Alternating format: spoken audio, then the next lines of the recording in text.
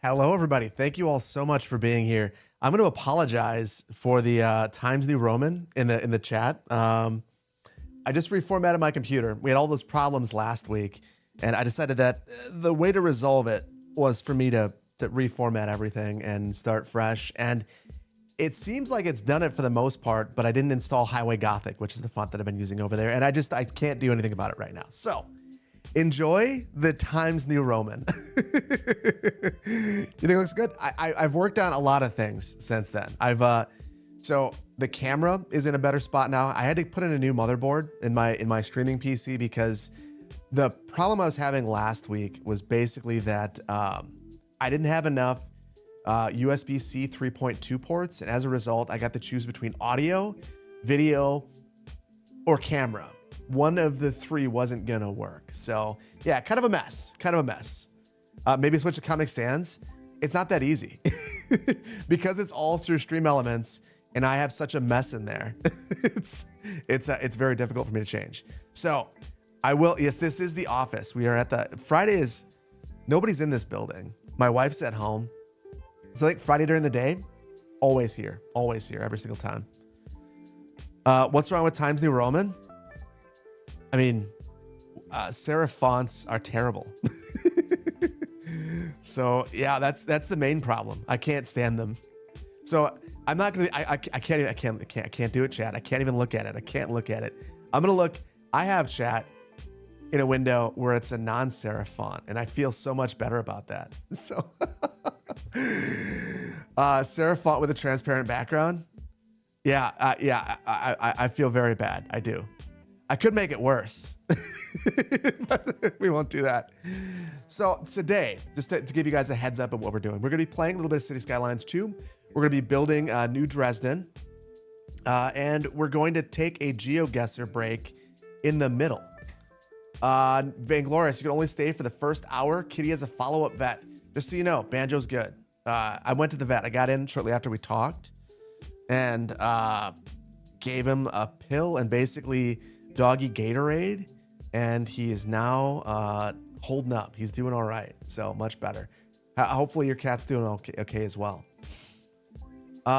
Fancy dress down for home?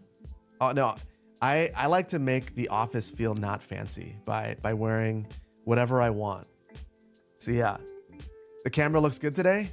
Yeah, it was I don't know what it was doing last time, but it wasn't doing the right things.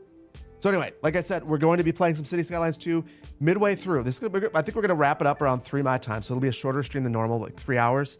Midway through, we are going to play a bit of Geoguesser, probably a round or two, and I think it's going to be a better time to do it. So it'll be a nice little intermission, and it'll be fun. I'm setting up one thing, and then I'll show you the game. But where's everyone tuning in from? Whatever you want equals pants. I am wearing pants. I wear jeans and t-shirts in. What about a gigantic Verde Beach Metro map for the wall behind you? Maybe. I'm still not sure what I'm putting up. It might be sound panels. It might be merch, a variety of things. I've still got, so over here, I've got 2 more shelves to put in here. It's not just going to be my LTT backpack. There's going to be more. Helsinki, Germany, Flint, Poland, Denmark, San Diego, JD with a JD. I saw your messages. I've been swamped. Google Earth it, indeed. Toronto, Berlin, Stainer, Canada, Poland, Toronto. Canadians, I'm drinking. My brew today is a Tim Hortons maple in honor of my Canadian friends. New Mexico, Belgium, Chile, Long Island, Germany, Bavaria, London, Sweden, Indiana, Hogwarts, Las Vegas, Vancouver, Delaware, Taiwan, Norway, Missouri, Bay Area, Amsterdam, UK, Slovakia, DC, Austria, Modesto, California, Prague, Germany, Heisberg in Germany. That's not too small to be acknowledged. San Francisco, Cleveland, Savannah, Des Moines. Thank you all. Twin Cities. I see St. Paul right there. Love it. Thank you all. Dallas, Fort Worth. Thank you for being here. Okay, so I do have the save pulled up, and I'm having issues. Damn it, dude. Thank you. Thank you. I can't even see it right now. 50 gifted subs, dude. That is ridiculous. Thank you so much. If you're on YouTube, if you just got a gifted sub, there's a video out there. Please don't leave the stream. But just know that Foundation 3 is up there for all channel members, Twitch subscribers, patrons. It's all out there. If you're a Twitch subscriber, hop onto the Discord where there's a link to Vimeo. If you're a YouTube member, it's on YouTube. Go to the main channel page, check it out. I think it's a good one. Making the city look a lot better. For everyone else. Oh, wait. You gave 45 gifted subs. You gave 45 gifted memberships and then 50? That's ridiculous. Dude, thank you. You absolutely are a legend. Matty Dubs, the V88. Thank you for the primes. Iaprin, thank you so much for the follow. Esports Andy, thank you for the follow. I have all these follows being shown. I'm going to turn those off. I'm sorry. Not that I don't appreciate it. It's just that I want to thank all the people who are giving the primes and stuff as well. So Above Fet, Picana, ADHD Shift, Demook, Dragum. Thank you all so much for the subscriptions on Twitch. Zerdum, thank you so much for the tier 1 gifted sub. Marlon, thank you so much for the prime. Or Marlton, thank you so much. Hey there. L-Dub, thank you so much. Joining from Kiwasum, thank you so much for being here. Just got done snow tubing for the first time. You're from Florida, awesome. Bueno Churro, Friday afternoon stream. Always good to see you in here, Bueno Churro. Always good to see you in here. Okay. Yeah, Mohammed, you're amazing. You're crazy, and I appreciate you. Yeah. You guys want to watch that video, I guess, instead of watching me on this menu, that's fine too. I want to fix one thing though. I'm noticing that for Plop the Globals, it's saying non-plop buildings require zoning. And as a result, that's like that because of the big Segunda Beach change. I'm not sure how to rectify that because it doesn't hold to a save. So I guess Segunda Beach is probably gonna have to deal with this. Anyway, that's why these buildings were despawning. So I'm gonna load back in and hopefully then we're completely fine. Whoa.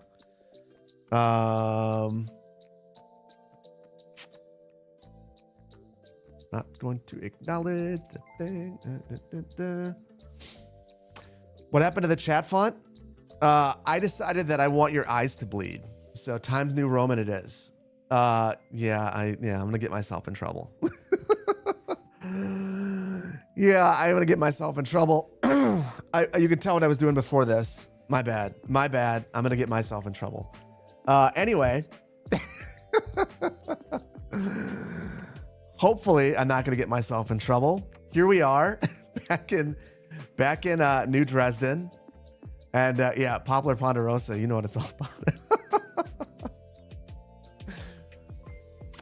The goal for today is going to be to fill some of these awkward areas that we've just kind of got random stuff in. And I want to do so in a relatively quick manner. The thing that's going to make this challenging is that we've got some really extreme terrain right here. These hillside lots are just kind of a mess. We were experimenting with a couple of different ideas to try to make this better. We have, I can't remember exactly what these are. These European. I think that these are European medium density row homes. They're kind of okay.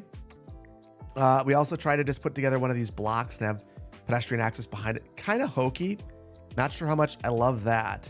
And then down here, it's very easy. We'll probably just get rid of a lot of these Eastern European low density housing and kind of, I think the transition needs to be larger, basically. I think that it's a little bit stark right now. So that's the goal. That's the game plan. We're going to see how it works. So yeah, you all know nothing. I'm not going to acknowledge it anymore. I'm not going to acknowledge my mistakes. That's the trick to being a good streamer, I think. You just have to pretend that you don't make mistakes. Damn it, what is going on? Dude, super generous of you. I think you're going to make everyone watching a gifted member. 45 months of membership. That is, and 45 gifted subs twice over. Dude, 50, wait. 45 months for Mehmet of a city administrator level membership. And he just gifted another 100 subs. And 10 on Twitch. Man, you are legendary. Appreciate you, man. Seriously. Is it lagging? I hope it's not. I rebuilt my whole PC to not do that. Ugh. It is lagging. Oh, dang, we're doing it again. Okay, chat. Bear with me for a minute. I'm gonna end the stream and re-bring it back. If you're on YouTube, no lag on YouTube. YouTube is taking down Twitch. So hold on, I'll leave a message. I will.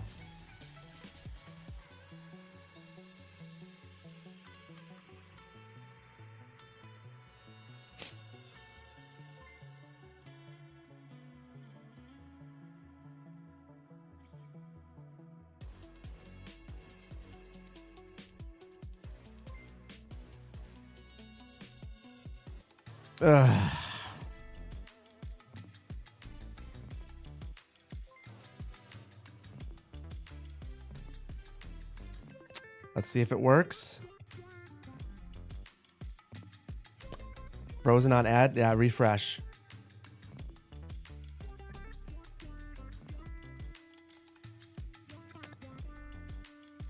Are we done with the slideshow viewer?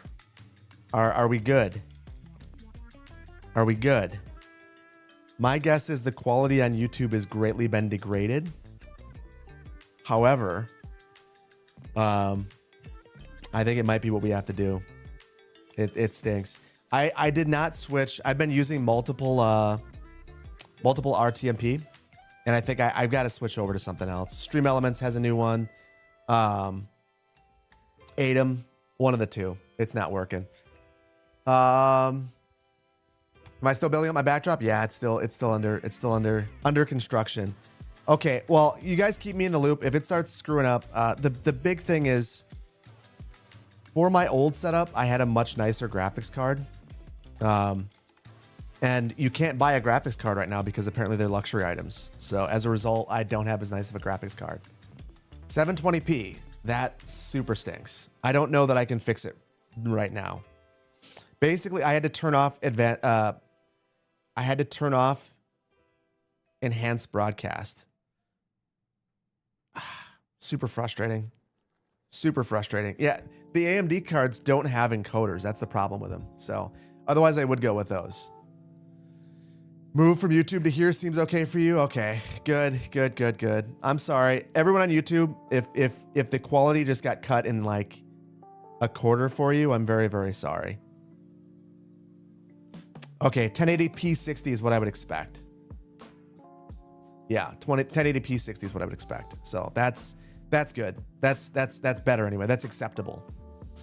So anyway, I will try to get that straightened out for the next one. And if it's a problem here, it's going to be a problem in the next one too. 1440p on your YouTube? No idea what's going on. Very frustrating. Brand new PC build, brand new setup here. Still some work to do, obviously, but at least no one's lagging for now. I see no drop frames. You're waiting for Myrtle to strike? Oh, don't worry. We're having one of those days, I think. Still 4K for you? I don't think it's a real 4K. Okay. Because I'm now stressed. I think I'm going to start out with easy. We'll go in easy mode. And what I want to do is, first of all, I think that we could have a little bit more industrial along the coast right here, kind of extending our industrial coast, meet some of that demand. And then I want to build these blocks that are relatively flat. Planner Duck, thank you for the gifted memberships over on YouTube. Dude, you guys have been super generous. I'm sitting here screwing up a whole bunch, and you guys are like just there being awesome. I appreciate you guys. AMD graphics card having coders, Phil? Did I mean the quality is worse? So, okay. I was under the impression They have encoders. Okay. Two things. Yes, they have encoders. I mean, I've got this thing right here. I could also set this up to be the streaming PC. But they don't have an enhanced broadcast because that's NVIDIA only. The problem is, even on a streaming PC, I can't do multiple outputs because the graphics card is too weak. I have a 4060 in the streaming PC, and apparently it can't handle what I was trying to do, which is super frustrating. So yeah, that's kind of where I'm at. Spent too much on sour cream, not enough on graphics cards. I think he might be onto something there. That's the main issue. I will listen, chat. I will adjust my priorities. Planter Duck is on a generational run. Planter Duck's amazing. For anyone who doesn't know, Planter Duck is one of there are a couple of names that always jump out to me as people that I remember from the very beginning of the channel. Planter Duck is one of them. Vainglorious Gaming is another one of them. Brandon's amazing. Hemet is another one.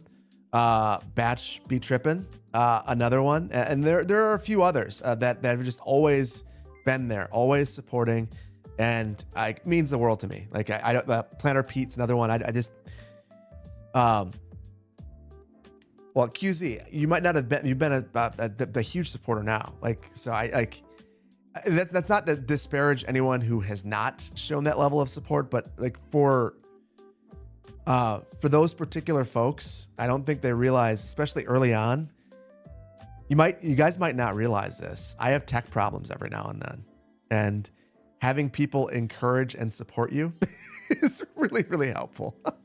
You didn't find me in the beginning? I mean, that's the beautiful thing about a YouTube channel or a Twitch channel is that you're always being discovered. So it's fine if you weren't here in the beginning. It's cool that you're here now. I appreciate you, buddy. And yeah, so it's just kind of a shout out to those folks though. Like means a lot. So how's everyone doing today? You were homeschooling when I started? I mean, I was sitting in my basement, just chilling.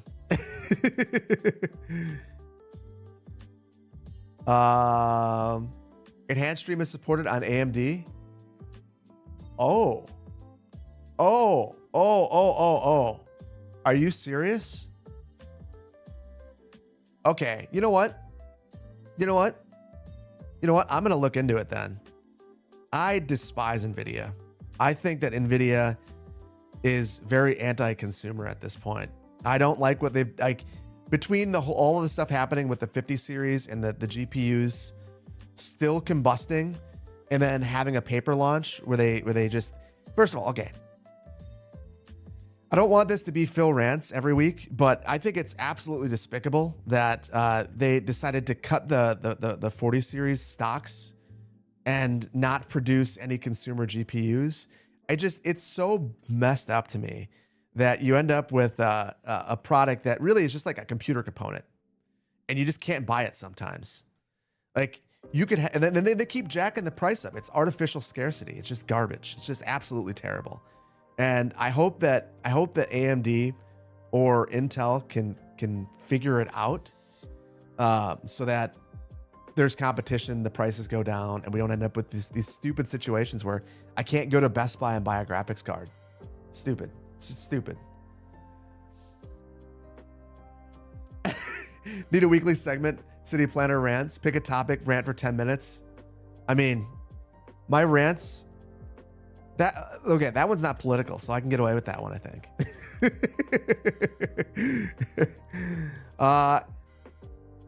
Hello, Faradism. Thank you for being here. You follow me since Biffa gave me a shout out? You believe we're on episode 6 of Bluffside? Yeah, it was very early. Very early. Like, Biffa is a legend for that. Totally cool. Speaking of shout outs, I'm going to be giving one. I gotta figure out if I'm at my limit of talking on YouTube today. If you guys don't know this, there's an artificial limit, basically. If you post more than 3 times in a day, and that can be a live stream, a video, or a community post, it just doesn't really get sent out. That 4th post, sometimes the 3rd, And I want to shout out Will CS, who is one of the moderators here on Twitch and on YouTube and in the Discord, finally making his way back to content creation. So, yeah, very cool. Political rant is fine. We could do this here in Germany too. I heard about Germany's elections. Very interesting. Not talking about it. I am in the new office space. It's coming together. There's a reason why I have not been super active on things though. And it's this place. Once it's done, which it's very close, I'm going to be putting up a video on the second channel, kind of going over everything that I've done here. Because I think some of you might find it interesting. So I've had to build 2 PCs. I've decided to switch master plan music. I showed this, but master plan music, I built a PC for master plan music, but I ended up picking up a Mac Mini that I'm going to be putting in my server rack here soon. It won't ever be clear. It's going to be blurry, whatever. I'm putting that in. That's going to be the new master plan music PC. And I'm hoping that in the next day, I can get that up. I just have to figure out how I'm going to run it headless. So yeah. Yeah, Weisberg from Will CS Day, CS1. Super detailed, super amazing. I haven't been able to look at it myself, but judging from his past video quality, just outstanding. Victor, hi from Venice. Hi, thank you for being here. Enjoyed all the shout out I did on the last region pack video. Will I ever do a QA with some of the creators? Yeah, I would be super open to that. I could touch base with them. We could see if we could do some sort of stream thing. Okay, here's the thing. A bunch of the creators were actually in the Finland stream. So if you watch the Finland stream, you've seen some of them. Like, so it's yeah. Love the shirt, Bubble Fizz. Thank you. So full move is a very interesting question. Just the office, but I didn't exactly rip apart my other office. So like I still have that. And I basically want to be able to split time. The main thing is that Mondays and Fridays, my wife either works from home or doesn't work. So those days it ends up being really weird for her because she can't really do anything because I'm recording or I'm streaming, and you know, she kind of feels trapped in her own house. And I started to feel really bad about that. And then for me, it's awkward because like if there's a lot of noise, like the kids are home or something, I just can't record. And when I was gone over the holidays, I started to think about why I was really struggling to make videos, because I've been struggling. I don't know if I've really talked about that, but every video has been really, really challenging for me to put out. And I started to realize that the big thing is just a lot of distractions, whether that's, you know, it's noon and I'm at home and the dog wants to go for a walk. Like, of course the dog wants to go for a walk. And of course I want to take the dog for a walk, but I'm supposed to be working on something. And when you're supposed to be self-motivating yourself, that can be really hard. So I don't have those distractions here. Plus I'm not relied on as much as like, you're home, you should do this one thing. Like, why aren't you doing the dishes? Well, I'm not doing the dishes now because I'm in an office space, yeah, a few miles from home. So it's helpful in a variety of ways. And then the other thing is just I'm able to control this environment here in a way that I can't at home. So the lighting, I have a big light to the left of me, a big window, and I can cover it up completely. I have, trying to think, 4 times as much space to store things and kind of spread things out. So yeah, it's good. And dark confession, because the office market has been so hammered, renting an office is very inexpensive at this point. So once I saw what the prices were, it was basically like, as long as I come here a couple times a week, it's pretty easy to justify.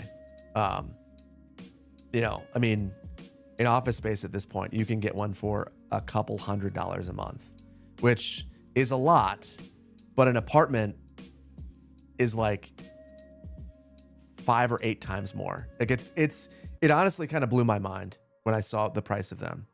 So the ability to have stuff away from home is great, and the ability to do so relatively inexpensively is nice as well. You work from home, you hear me? I don't know that I'm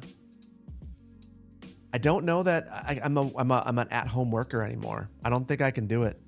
I don't think I enjoy it anymore. I used to at one point.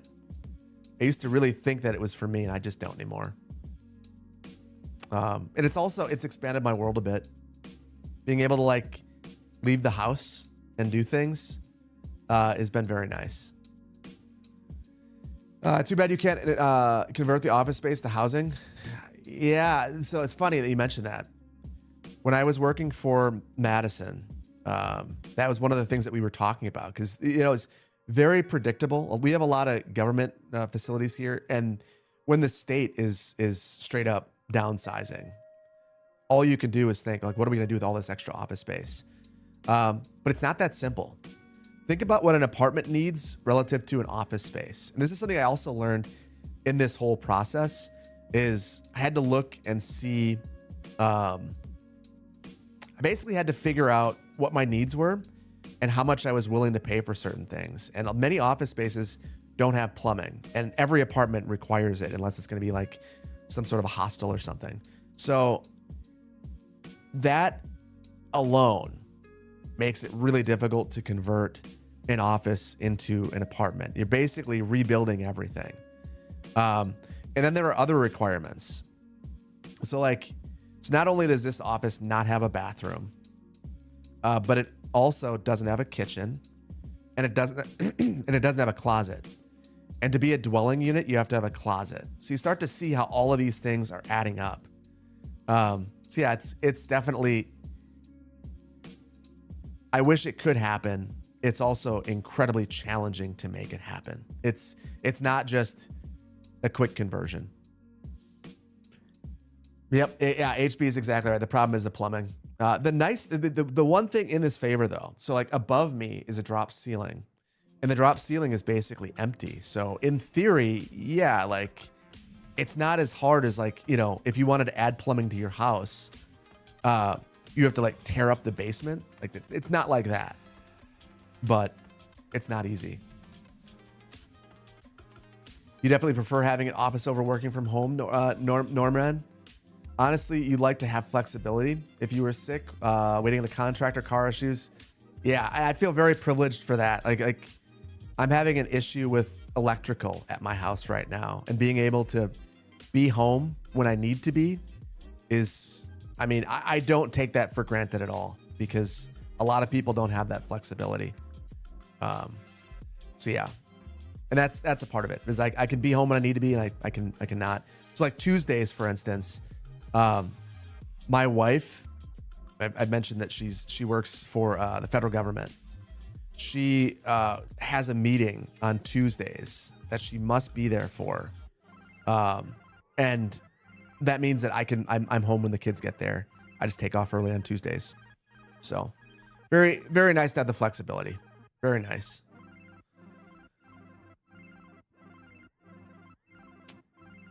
Remember, it's only illegal if someone snitches. Here's the problem.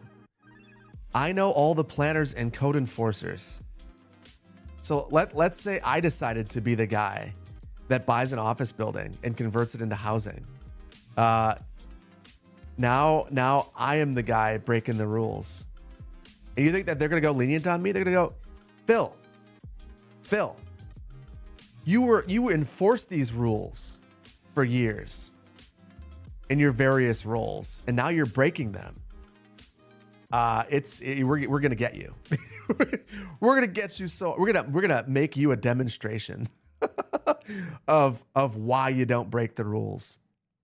So I don't want to be a demonstration case. I did look, it's funny because for anyone who doesn't know, office rent is based upon, or office values are based upon current rents. So one of the things that makes offices really challenging right now is that the valuation of the office is directly tied to the rents that people are paying. So if people are saying, I don't want to be in an office anymore, or I only want to, my staff's only gonna be in the office for a portion of the week, they're not gonna pay as much, and everything's negotiable. I negotiated the paint color in here. I said, I'm not moving in here. Let's take down the wallpaper and put up a rational paint color. And I chose the paint color. And it was just included.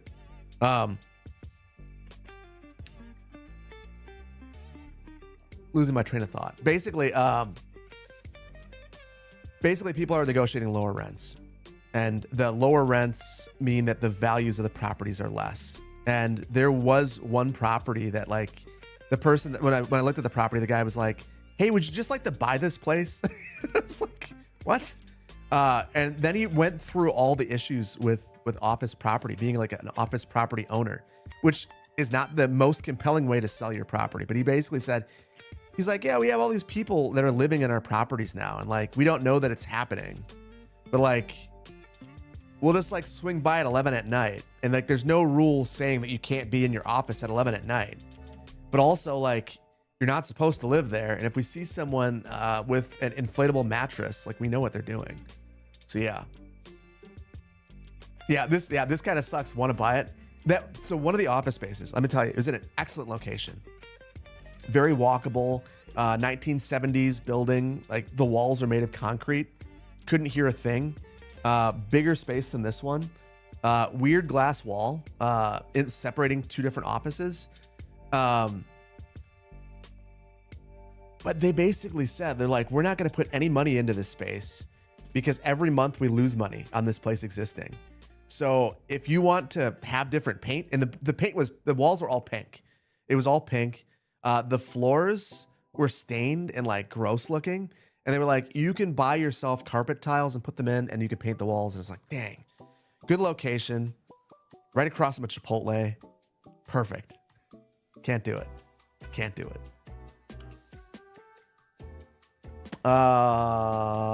That's not a bar block glass, is it? A bar block? What is that?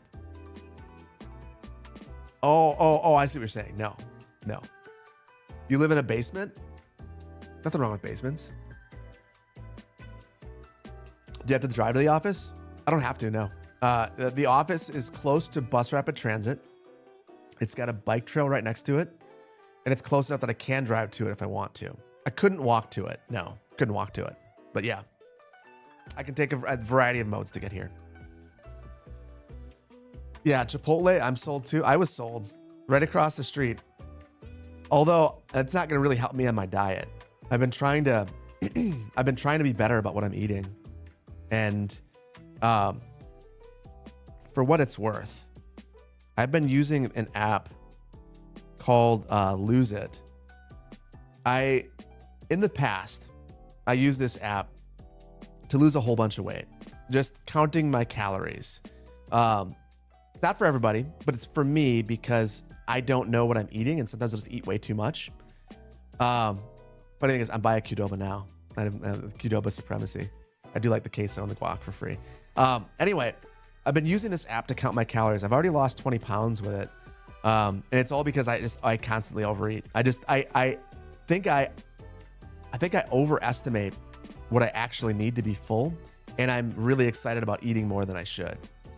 So that's been a thing. And I don't think that Chipotle would have fit nicely into that. So maybe it's for the best. You use Lose It as well? Norman, it's such a great app.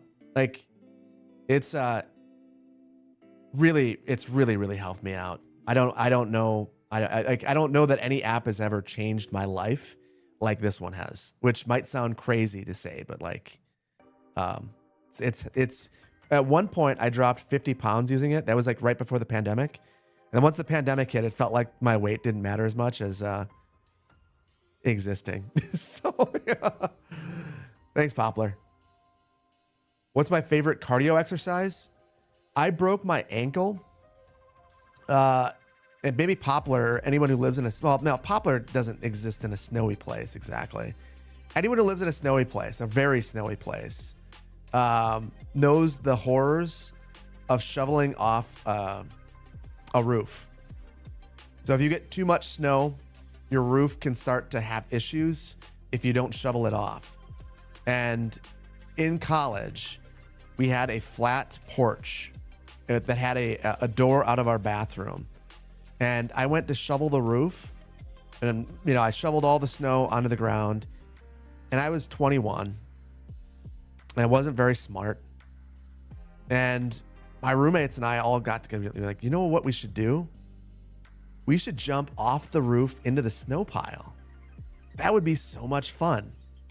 And I was pumped. I was like, yeah, that would be fun. So my first buddy, he jumps off and he just clears it. He just jumps into the snow pile. This snow pile, by the way, we had a blizzard. It was Stevens Point, Wisconsin. We had a blizzard. We had like 6 feet of snow on the ground, and we had shoveled this all up there. So it's like a 10-foot tall snow pile. So like what that would be 3-meter snow pile, very, very tall snow pile. So my buddy cleared it. Another buddy cleared it. It is a winter pastime. It's a lot of fun. It was that and sledding on trays from the residence hall. So anyway, it's my turn, and I work at Target at the time. I'm in the electronics section, and I'm in my Target gear, and I'm like, okay. Give me just a couple minutes, and I'll get up there and I'll do it. And I get up there, and I take a step back. I rock. I go to run, and I miss. So flat roof, I run up to the edge, and rather than jumping, I went to jump. So I put all my weight down, and there was nothing below me. Now, this wouldn't have mattered that much because of how much snow we had, but for one thing. There was a walkway right there. And Stevens Point, I went to college. That's where my undergrad degree's from. There was a walkway there, and we had shoveled the walkway. So I went from running. So I was on Wyatt Street, DJ Serby. I went and I ran, and I basically pushed as hard as I could straight onto some cement. So I landed, and my buddy was a firefighter. And he picked me up, and he brought me inside, and he looked at both of my ankles. I just could not move either leg. And he's like, yeah, man, I think you messed them up pretty bad. And I was devastated because I was very active. We would play basketball like every day that it was warm out. But I was like, all right, it'll be fine. I've just sprained my ankles. Not a big deal. I didn't have insurance because it's the US. And I decided I'm just going to wait it out. Things will get better. All I got to do is be patient. The next day, my ankles looked terrible. Like, one of them was basically black, and the other one was huge. And if it moved at all, it just, like, I would just shriek in pain. So I ended up going to the doctor, and I said, what is this going to cost me? I just want to be diagnosed. And I had a doctor, because it was Stevens Point, because it was a rural area. The doctor I had actually come back from Iraq at that point in time, and was just like kind of on a temporary tour at the hospital. And he said, he looked at my ankles and he was like, well, one is sprained. It's pretty much the most severe sprain that you could have. And the other one, you have shattered your calcaneus. Your calcaneus being your heel. And then he explained to me, he's like, your calcaneus is basically like an orange. And when it breaks, the only thing that we can do is reconstruct it. So you'll have to go into surgery and have it reconstructed. And then he said, I'm going to be upfront with you. I've seen this injury. This injury happens. The times that I've seen it are when people step on a grenade. And I was like, oh my gosh, like, oh my goodness, this is life-alteringly terrible. So he's like, but I've done this before. But just so you know, there is a 10% chance I need to amputate your foot. And that chance is amplified if you live in a dirty environment. Now, this is 2006.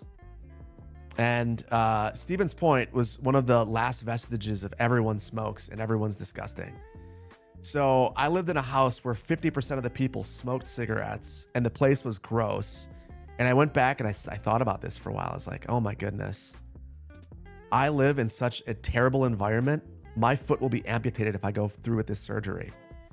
So I go back and I talk to this guy and I say, okay, so let's just say I don't go that route. Let's just say I just let it heal. He said, well, there's a 50-50 shot you'll have a limp forever and you won't be able to run ever again. And it's just going to be a mess. And then I was like, okay, well, what does this surgery cost? And he was like, $50,000. It's like, well, don't have that. Choice is made for me. And he put it in a cast. And then he said, just so you know, you made the wrong choice. And one thing I'm going to do is you're not getting any pain medicine outside of Tylenol. So I actually really, hindsight being 2020, I'm really happy that I didn't. But so I sat with my foot in a cast for 3 months in my bedroom, not able to move, and taking Tylenol until the time came. And this is another wrinkle caveat to this is I had been planning to move to California. So I needed to not have a broken ankle because I was going to be moving and driving out there. So yeah, after 3 months, I stepped on it, and it was not like normal, but fine. And over time, it's gotten a lot better. I can run, but I still like to maintain. I feel the seasons. So when we're gonna get bad weather, I can tell it in my ankle.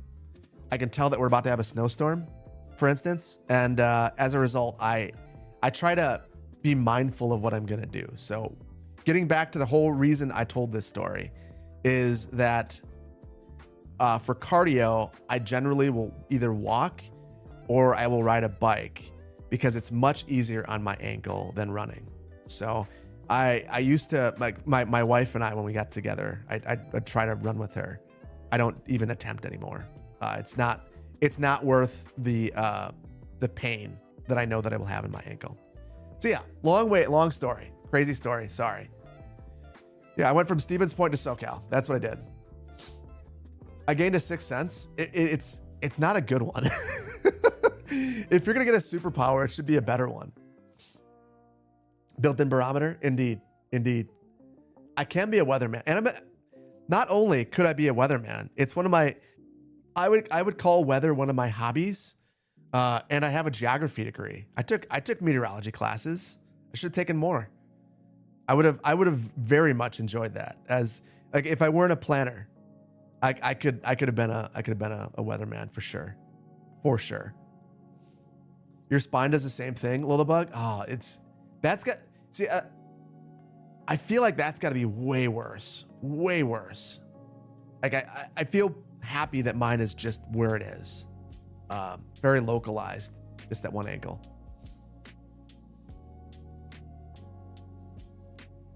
I can be an astrologer as well. You majored in civil engineering and meteorology, the Planksta. So what do you like more? Or what have you used more in your life? America is crazy. No disputes there. Yeah, the fact that a 21-year-old kid is not able to pay is not able to get his ankle fixed is definitely a formative experience in terms of my thoughts about our healthcare system. Sam Bender, hey, thanks for being here. You feel bad for me? Joint pain sucks? Man, listen. I didn't get my foot amputated. I'm able to run around with my kids. I don't have pain most of the time. I'm a very fortunate person. I got very lucky. I could have had a much worse experience. But yeah, it does change my outlook on a variety of things, and it definitely changes things that I do, for sure. Sitting at work, Clovis Grunty. Doing very well. Clovis, good to see you in here, buddy. A lot of universities outside of the US would have partially covered that. So I ended up having it partially covered by something called community care, which is basically they realized that they were going to have to send me to collections to get money. And like, because I went into the medical billing office and I was like, hey guys, just so you know, I have no money. And even if I did, I wouldn't give it to you because I need to eat. Like, so you can ruin my life. That's your call. That's your call. That's something that you have all the power to do. But I am from a poor family. My mom had recently passed at that point as well. So like, I wasn't going to ask my mom for help. And it's like, I have nothing more that I can do. So like, I can make a payment plan, or I can, you know, I can just kind of go bankrupt. And thankfully, I'm very thankful that they did not decide to bankrupt me. They took care of it. They forgave most of it. I had to pay a little bit. You know, at the time, that little bit was really, really difficult. But, you know, it could have been a lot worse. It could have been a lot worse. Not enjoying the window situation here. Just if you guys are wondering what I'm doing, I want the windows to be the same. There's two different types of windows here, and it's difficult to blend the two. That's why I'm struggling and deleting things. It's a badge of pride for half of Americans, not just okay. I actually don't think that's the case. I don't think any American is very pleased with the healthcare system. I don't think that I've never met anyone that takes pride in our healthcare system. I think that most everyone is very unhappy by it, as judged by the praise for a certain CEO Ender, which was not.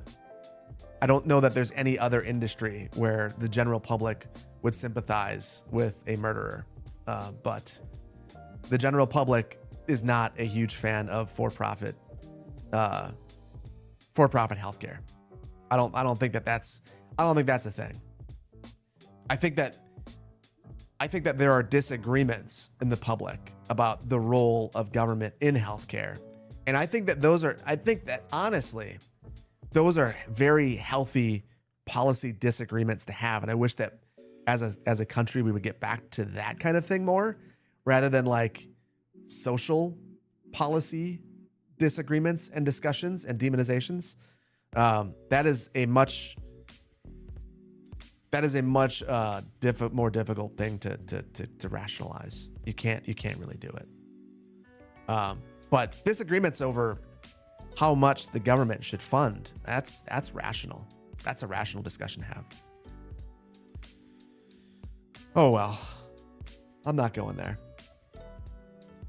Time to go to Canada. I mean, I don't know that Canada would have us.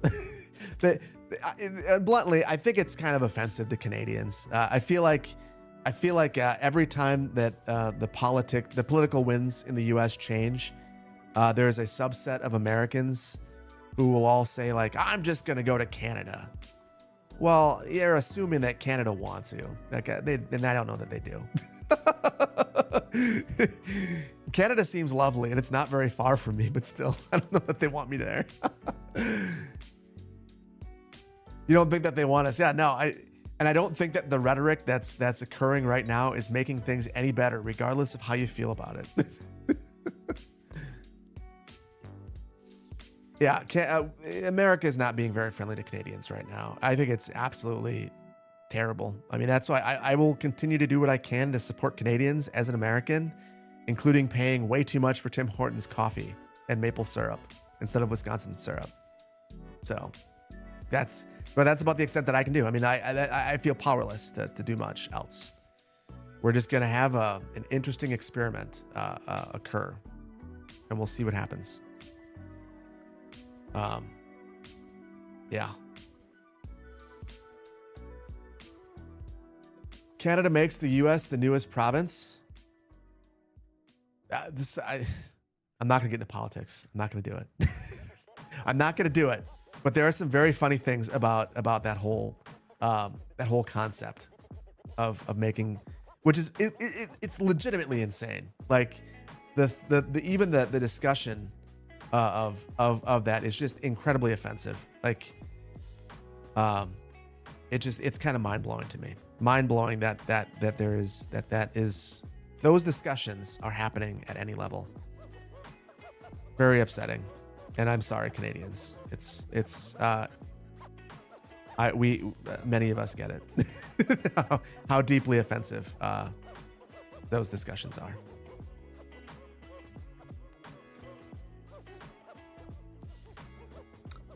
Whoever keeps baiting me, yeah, is doing a great job. Yeah, you're doing a great job. Stop it.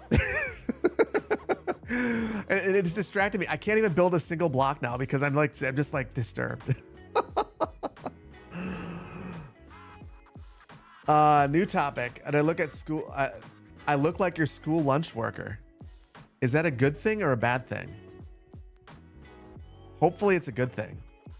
Hopefully you don't look at your school lunch worker and think, wow, what a disgusting person. I've destroyed the one piece that I need. I'm gonna try to do a little bit of. Honestly, with this build, okay, we're gonna do something. I saw Sully do this in a recent video. Basically, Sully will lay out a bunch of assets in a row to use them down the line, and I'm starting to feel like if I'm gonna be plopping this many buildings, I just have to have a repository of assets that I can pull from as I need them. So I think what I'm gonna do is narrow this down and just plop a bunch of buildings that are level 1. I want all of them to be level 1. And I want just to be able to pull from them easily. So there. Like these are what I'm looking for that I can't find. These corner pieces.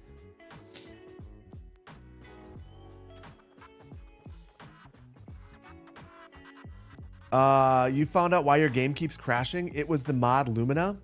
So if there are any crashes in your game, just remove this mod. I see. Are you serious? So I will tell you, getting back to Skylines, it's been really frustrating for me to see how many people are dealing with crashing issues and not experience them myself. But all of that changed yesterday. So you guys could even see it earlier. I'm working on the next region pack video, the final region pack video.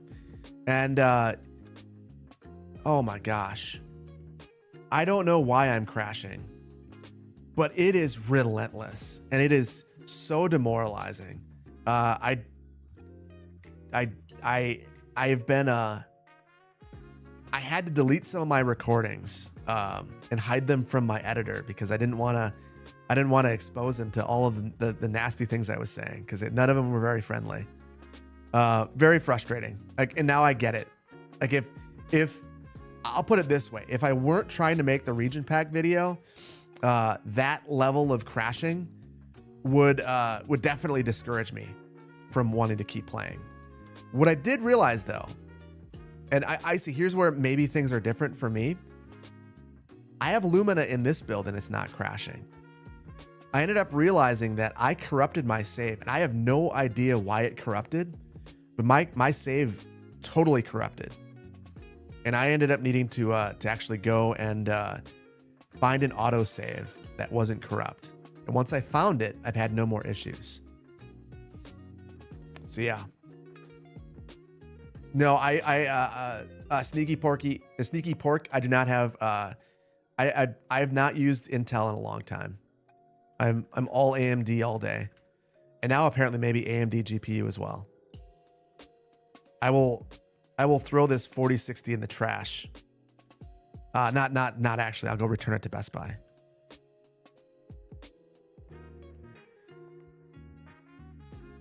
I have Lumina and it's not crashed or famous last words. Indeed. I am trying my best to jinx this. Oh, I'm not supposed to do that. I'm not supposed to do that. I'm supposed to change the roof color, but not the building color. We've talked about this.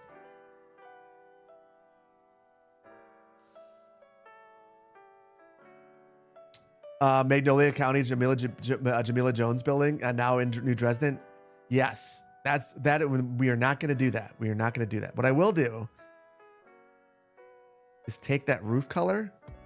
Can I just take the roof color and just apply that? I'm going to see. No, I can't. But it's the third color. These recolor exceptionally well. That's doable. That's fine.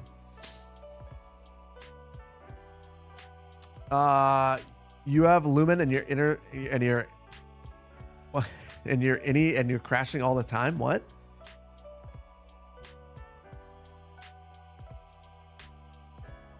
You're hoping the not New England, Northeastern Pack has another sheriff's office. I would love to tell you, but you know, I'm not 100% sure what my NDA says, but I'm pretty sure they get to kill me. So I don't want to go there.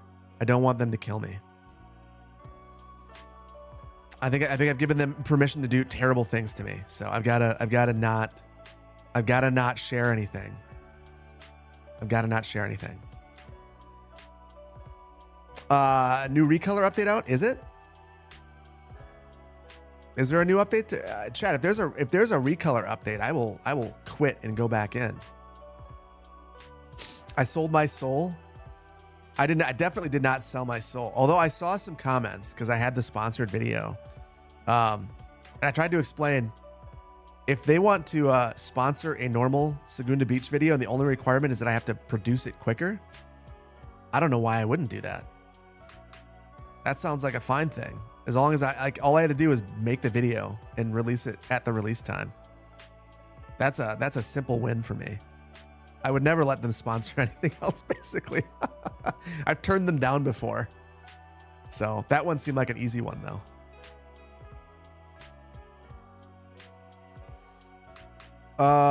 You watch my videos. I'm very intelligent. I appreciate my work. Thank you, Red.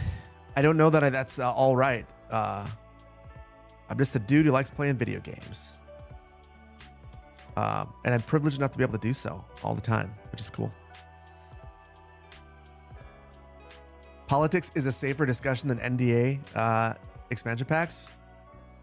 Oh boy, I think neither are very safe. I think that neither are very safe at all. I'm replacing some of the educational facilities. We slapped these down before because we couldn't afford the German ones. Now I think that we need some. I'm also starting to think. So we've got the struggle right here. And maybe the real question is, why are we even doing this? I could get rid of this road right here and have a parks complex. So we've already said that we're going to build a park right here. I could get rid of these 2 blocks and have a nice forested park, get rid of this retaining wall, and have a pedestrian facility kind of winding its way down here and make this a community amenity rather than fighting the grade. Like, I don't know that makes sense. What do you guys think about that?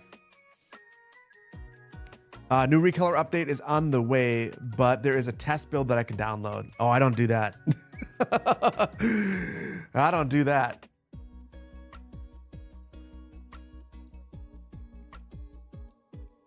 Can I have a political take that also violates NDA? Oh boy. I'm sure there's one. I don't know. I don't, there's probably not a political take that will violate NDA, but I think I could definitely upset folks. I want to do that. You're good for it? All right.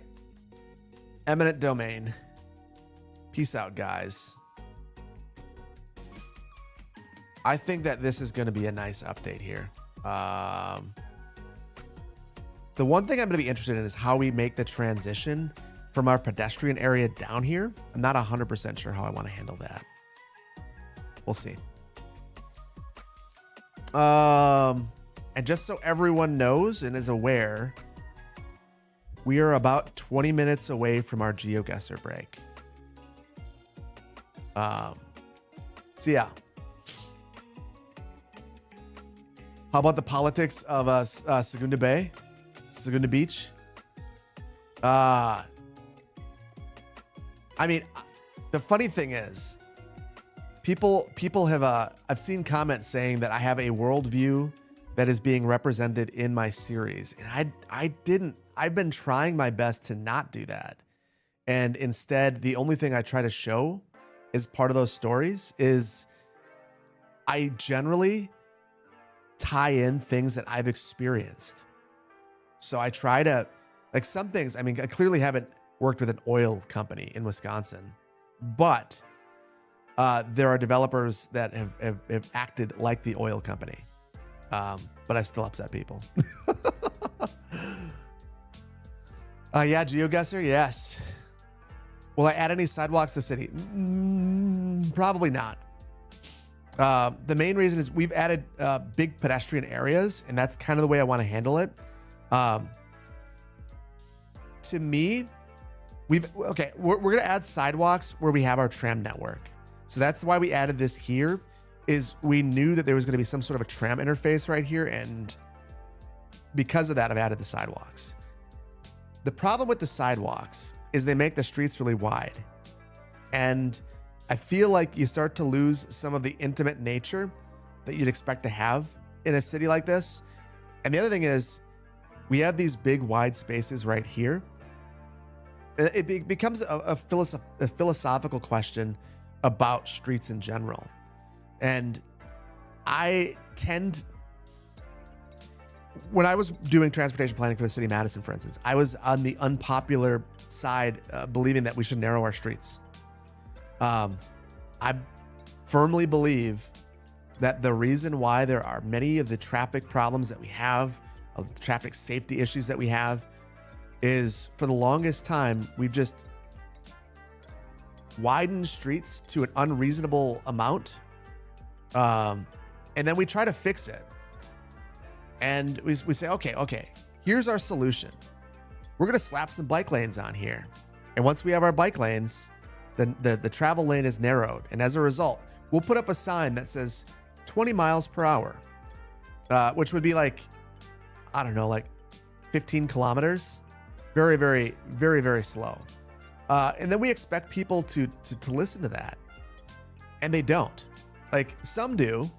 Like, I generally like to pretend that I'm the pace car, and I will go the speed limit. So if you live in Madison and you see a car that's like going just like at the speed limit or just a little bit above, it's because I'm a transportation planner by trade, and I vehemently believe that people should listen to the sign. But I'm also rational and realize how absolutely insane it is to have 40 feet of right-of-way and expect people to go 20 miles per hour. That's like legitimately like you have to be an absolute moron to believe that anyone would do that, because it just, there's a psychology. And if you're an engineer, you understand this. You even say design speed of a roadway. What is the design speed of a roadway? If the road is, if the road has 8-foot travel lanes and no parking lanes, the design speed of the roadway is 30 miles per hour, and you're going to sign it to 25 and people will drive 30. The problem is that is being thrown out the window by some people, and it was happening here, and it really pissed me off. Like, and it's still, like, I go around the city, and I just did not believe in that. Like, I still don't believe in that. I think it is an absolutely tragic mistake that the city has made. Putting up 20 is plenty everywhere. The problem with it is that the thing that's the least safe is speed differential. So you end up with this gigantic gulf in between the people going 20 miles per hour and the people going 40, which is what the design speed should have been. So you have that 20 mile per hour speed differential. And now you've also added bike lanes into the mix. So you have cyclists going on the side of the road. And I've seen people get so frustrated by the change in speed that they will pass. And I'm not saying that they're right to do that, but I'm saying I'm a pragmatic realist that sees it happening and says, you know what, maybe our problem is that we've signed this inappropriately without changing the width of the road. And like, I attended a couple of Netherlands webinars where they talked about some of their successes, because the Netherlands looked a lot like the US in the 1970s. And that was a core feature of what they've done there, is they've narrowed They've absolutely narrowed roads. They have Woonerfs where everyone's mixing. Yeah. So anyway, done ranting. Foam asks that. Hi from Canada. You love this song? I like this one too. So I've spent time on East Washington. I used to live off from East Washington. What a nightmare. Can hear the drag racing at night. Just an absolute misery of a street, and it's the city's fault. And Wisdot. But yeah.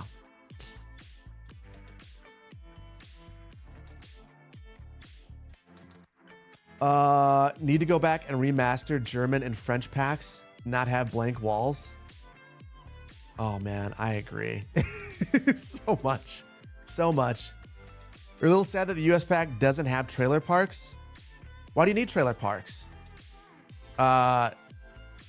The general North American assets that we got to begin with were super offensive and came with trailer parks as the default level 1 building. When I saw that, I was just like, are you kidding me? That's what you believe like just a general North American building looks like? A trailer park? What are you doing? That's crazy. So yeah, hold on. I need some inspiration. I'm struggling a little bit right here. Partially because of ranting and partially because I need some inspiration.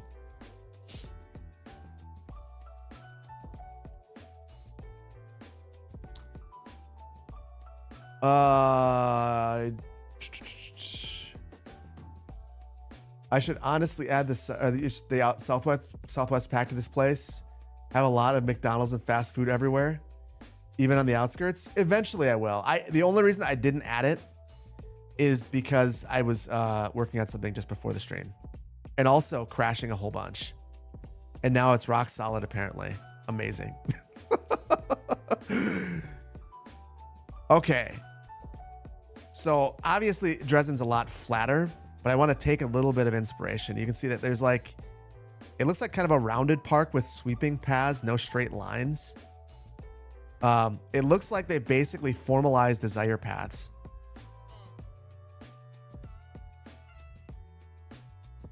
But let's see.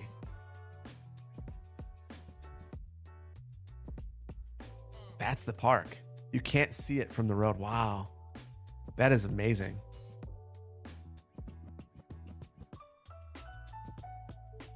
I wonder if I can drop directly into the park then. I cannot. It must be a part of this campus, but yeah, okay. Kind of get the point. Fields in the center, very thick landscaping on the outside.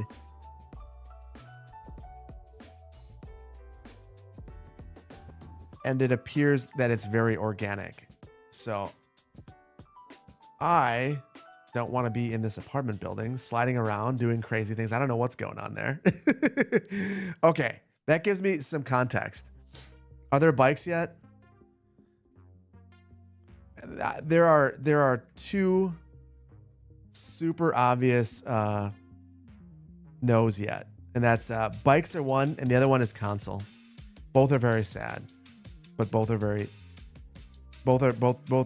have not changed, unfortunately. Chris, thank you for the super chat. Absolutely great points. Need smart engineering, indeed. Madness that we can change our speeds without contemplating the engineering behind it. Makes no sense. Might go with this Eastern European. Is this just a clinic? I think I might add that, but add it further out here in a flatter area because we need it. You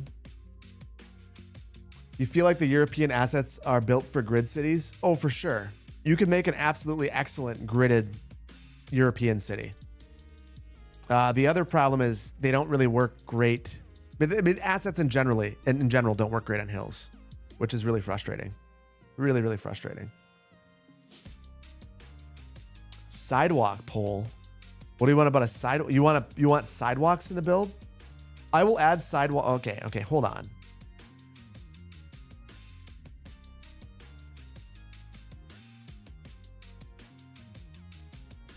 Curious about the street that we were on.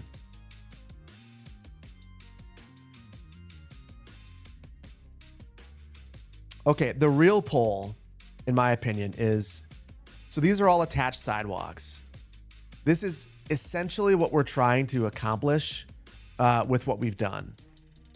Should I add Road Builder into the mod after the Geoguesser break and create these sorts of roads where we have basically as narrow a travel lane as possible?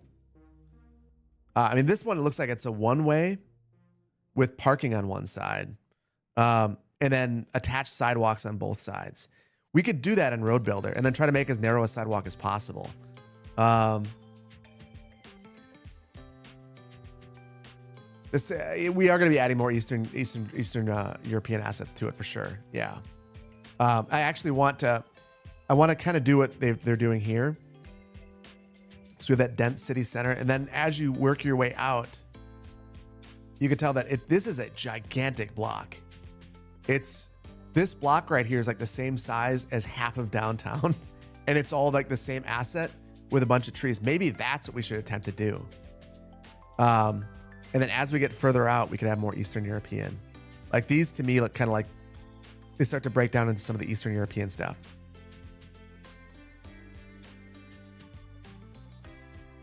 Yeah, we could do that. This would be easy. This would be super easy. This would fill up large swaths of land too. And it's funny.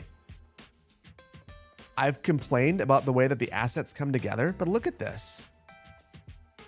They're like, just like the real buildings. They're just like, they come together kind of awkwardly.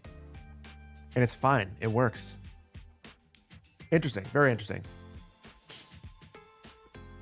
Looks like residential over old industry area or something like that. That would actually make a ton of sense. But the thing is, like, so like this area right here, we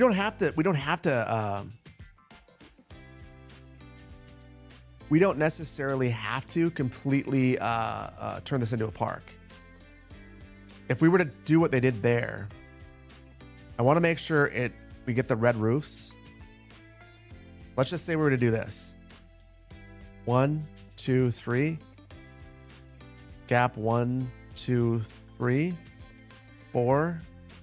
We'll do the same thing over here.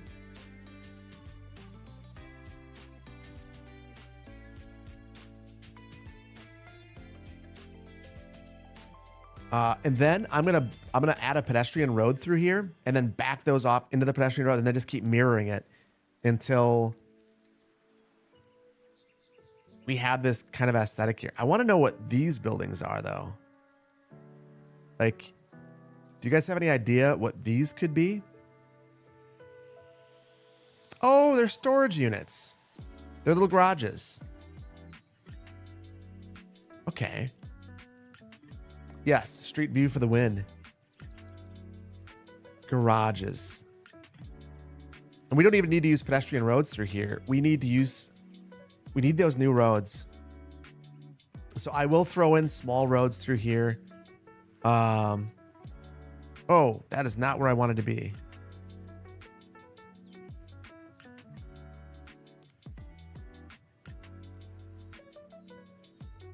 Well, I lost that specific location. I think it was right here, more or less. Oh, no. Right here. So, okay, we just have some of the localized streets through here. There are big boulevards. And then in between these complexes, we could have some of the pedestrian streets. So that's the play right there. That's the move. But I do think that we need those road builder roads. I think you guys are right. I'm going a little bit too...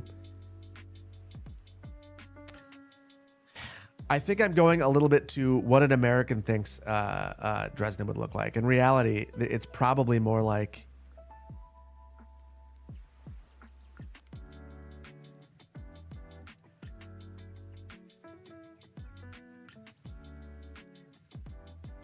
It's probably more like...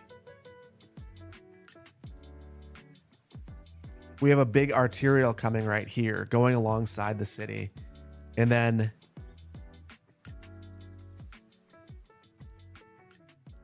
this goes up and over the highway, and there's an interchange right here.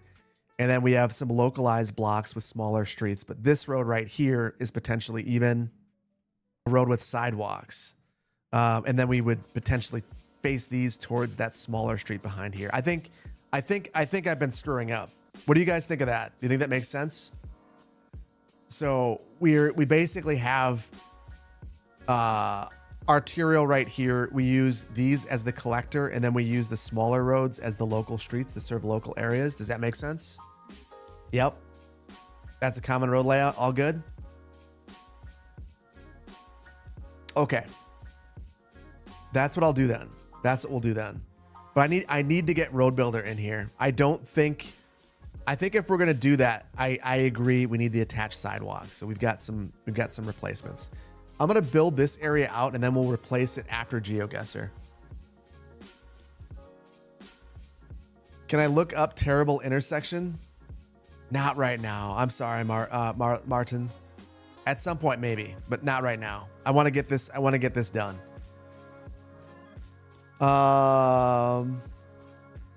Those narrow streets might be two-way with parking in one direction. You got to take parking in the wrong way. Okay.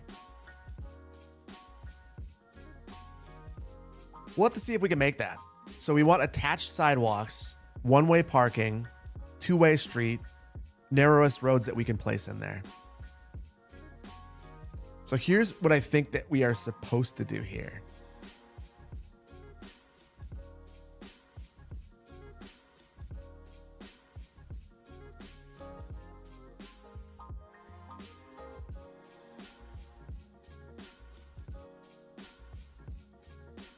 And you guys will have to correct me. I'm gonna replace all these assets. So I'll place some right there.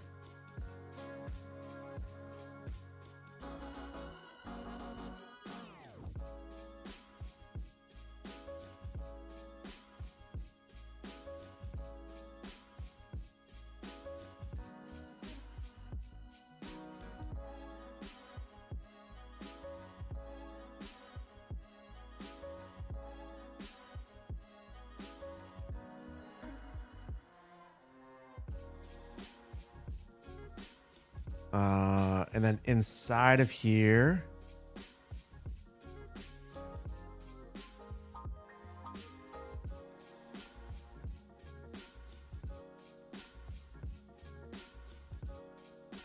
maybe a couple more.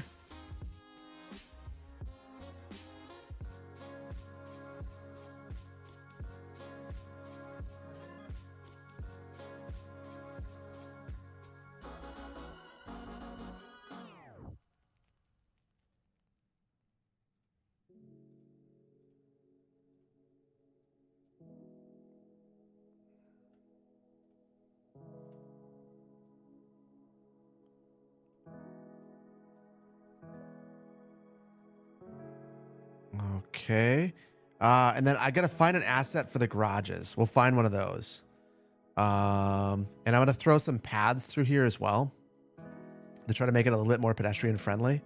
And then we'll just like load this thing up with trees all the way on the outside to protect these residents from, or to mitigate the sound of the now much wider roads. So Germans in particular, rational or insane? You have no idea what's going on? Aaron, we're trying to gap fill some larger areas in ways that are reasonable to Germany. And the big thing is we've got areas like this that are really slopey that are difficult to work on. And I'm hoping that something like this is fairly easy to replicate and fairly true to Germany. I should use Eastern European medium density housing. We'll do that for the next one. Maybe we add that right here, because this block right here is a mess. Inner road should be parking alley, but with one-sided parking. Okay, so okay, and we don't have that one yet. So we'll replace all the roads in the middle here. And let's see.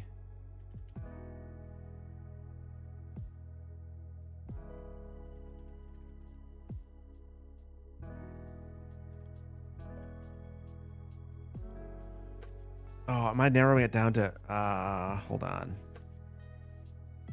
There's a specific prop that I'm thinking of.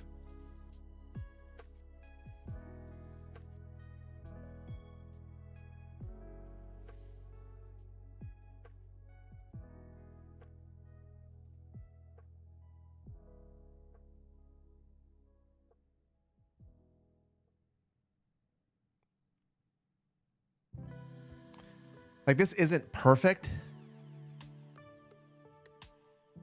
because the roof is gabled. Oh, actually, this one could probably work. And then we'll line it up. Fence mode. And, like, we'll add some parking in front of it. I can't tell which way it's actually facing, though.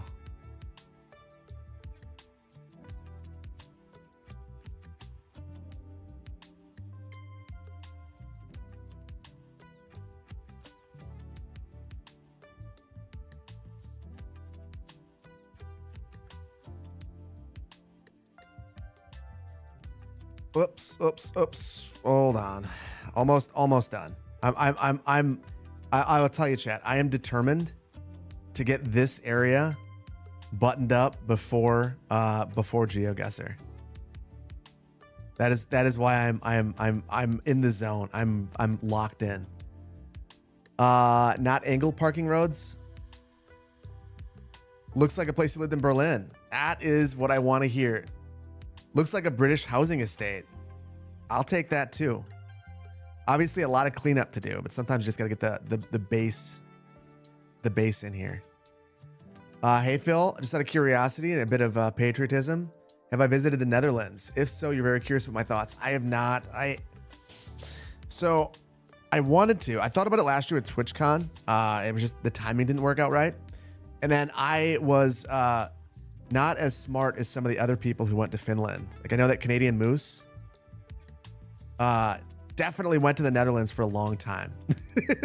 And I afterwards, much regret for not going. But yeah, I did not go. It's on my list with many other places in Europe that I want to go and check out. And my wife and I have been talking about where we want to go to next. It's been a little while since we've gone on a trip outside. We went to take that back. We went to the Bahamas. That was really cool trip. We haven't been out of the country before that since before the pandemic. Not together anyway. We've gone separately. So yeah, we'll see.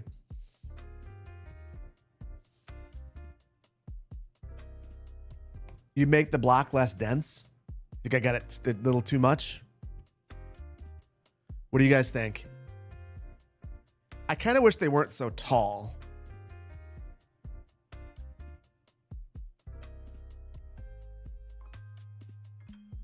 You might want to visit Germany. They say it's beautiful there. My wife was actually mentioning that last night. She did a foreign exchange in Germany.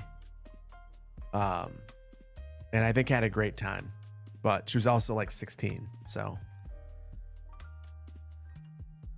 Thought about Finnish city planning. Thought it was great. I mean, I didn't spend a lot of time in any place besides Tampere, and I thought it was lovely. I'll put it this way. I liked Tampere so much. Like, if I weren't like in the US living here, I could for sure see myself living in a place like Tampere. I loved it. I thought it was wonderful. And I thought it was like the perfect size city. It felt very like Madison, which I think is a great size for a community. Okay, folks, I'm going to save this. We're going to jump back in with Road Builder.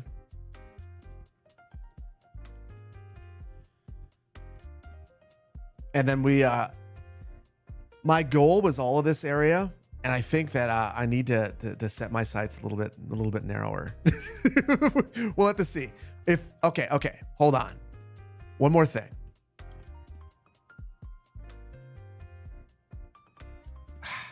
I wish I could do a district on a district. I wonder if I could do it with anarchy without destroying the game. You know what? I'm just going to delete this, even though we have that parking policy. The reason why is I want to show you guys what I want to finish. Let's get really prescriptive about it.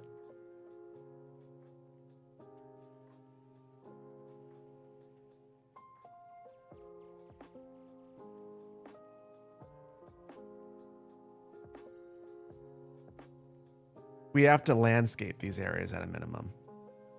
So it's going to be a bit of a speed run.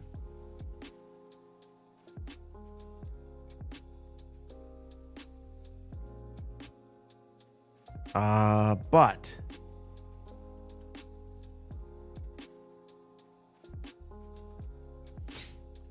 this area right here, this must be finished. I have to finish this. This has to happen today. It must be done.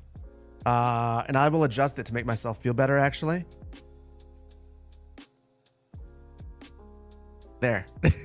So if we could finish that, I think that we have made a good bunch of progress. What do you guys think? Fill in speedrun does not compute. Zevin did not commute as well. Yes.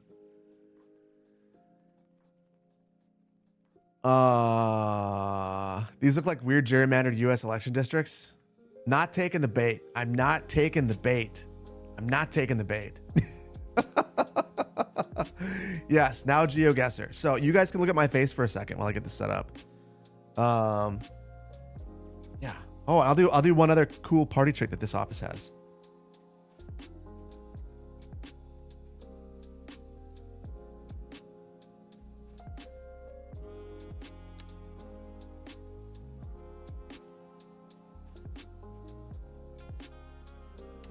Standing desk, which is nice. Very nice. Oh, the only thing is my stream deck is not the cable apparently was not long enough. I just started sliding that way on the desk. I will take the shrinking me. I think that's a good thing. Am I getting lower or the table higher? Both. You gotta get the pad though. My wife got me this pad. This is how we get serious about Geoguesser. Give me a second while I get it pulled up.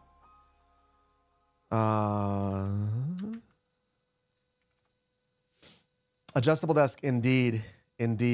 Got a sit-stand desk. And I did not realize how much I would like it, but it is awesome. Absolutely awesome. Use it all the time.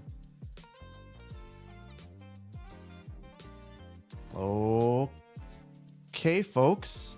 Little Geoguesser intermission. If you're on YouTube and wondering what's going on, if anyone just joined in, we have made a commitment to move Geoguesser to the middle so we can actually get through 2 rounds. So we're going to do 2 rounds of Geoguesser. I'll post the link and then I want to put it on the screen so people aren't like, what is going on? I hate this. I'm leaving the screen. I'm leaving the stream. It's terrible.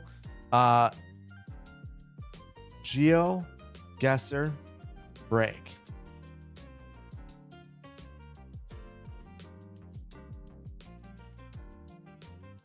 Geoguesser break.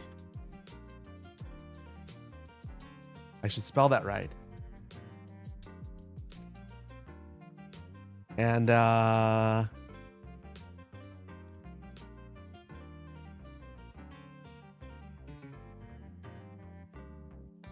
it's still not spelled right. What am I doing? What am I doing with my life over here?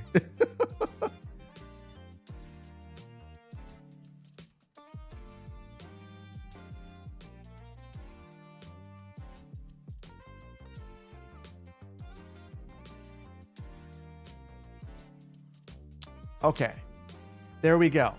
If you are joining in, now you know why we're playing Geoguesser. And I'm not changing anything else. You can just deal with this being what it is. Jump in if you want. I think whatever I see, we'll pick a map based on what I see 3 times in the chat. So jump in there. Yeah, I misspell. Okay, I see German. USSR. Leave it USSR. 2 German, 1 world, 1 Europe. I need three Germany. So first one's Germany. Second one, I see Poland, New York, Germany, Europe. Germany, we're already doing Germany. World. Okay, so we're doing Germany first, and then we're doing world second. Gotta be faster. Gotta be faster on the USA request. QZ, you're the reason you were the number 3 guest for Germany. So we're doing Germany. We'll start in 5, 4, 3, 2, and let's just go. Let's just go. Let's just go. I don't know how many people are in here. Medora, good to see you in here. How you doing? I know nothing about locations in Germany, so this is going to be a lot of fun. It's pretty. What is the code? I'll give you the code in the next one, Harry. I'm sorry that I missed you. I'll drop it in there again. I should actually probably just pin it.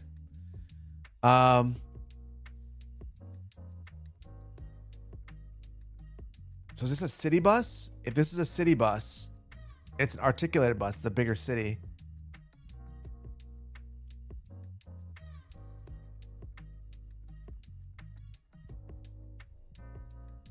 Wait. There's the KVB. KVB. Hold on. KVB. You think it's Cologne?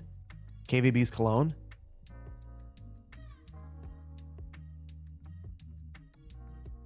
I mean, I have no reason not to doubt you. Yeah, there are sidewalks. I know. I see it. Germany has sidewalks. We will add sidewalks. Oh, wait. Mulheim and Friedhof.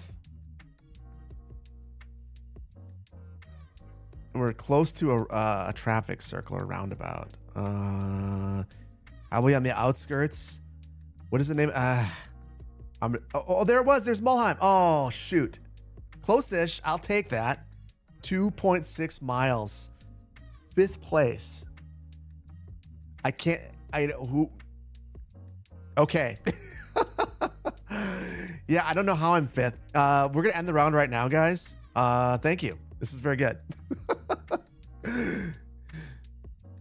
Close to a roundabout. Welcome to Europe. I know.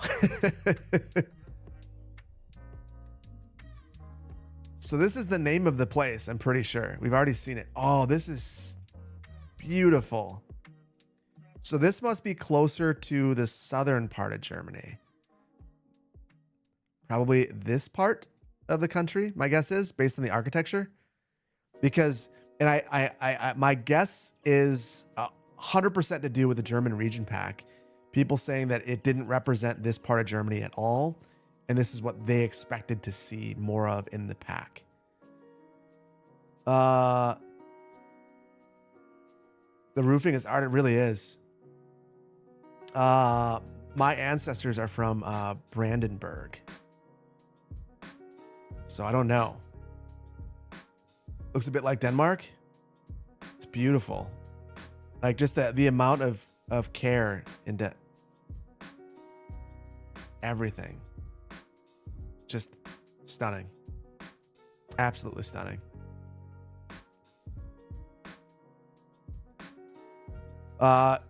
This is Brandenburg. Oh. Well, now I need to know where Brandenburg is. Oh, no. I think it's over here. Oh, my goodness.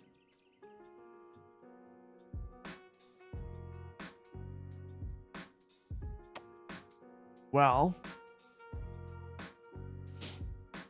that's disappointing. It is. There's Brandenburg. I forgot. Outside of Berlin on the western side of it. Here I am. My last name is German and I'm a quarter German, and that's where I tracked it back to. And of course, can't find it. You live in Brandenburg, Bren? I want to check it out because of that very reason for it at some point. Want some visitors?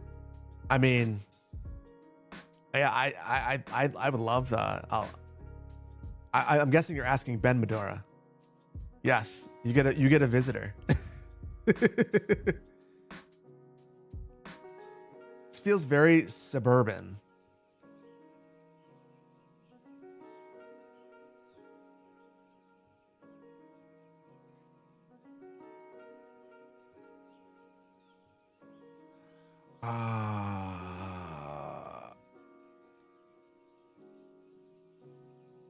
This gives me nothing.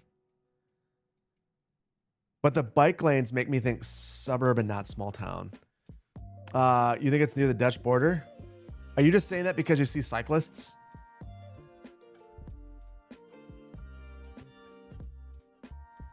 Optical fiber construction. So we have good internet in this town. Well, I had nothing better to go on, so we'll just right there. It's where we're at. Okay. Right off the coast. Oh man, that's a cool place. Oh well, things aren't looking as good for me as they once were, but I'm gonna be happy with the Dutch border. Yeah. Steep roofline suggests north. Really? So, okay. Why? What about the north requires? Is it the snow? RVV. Ah, it is the snow. It is the snow. That makes sense. Hold on. This is a real city bus. Stop escaping me, city bus. Let me take a look.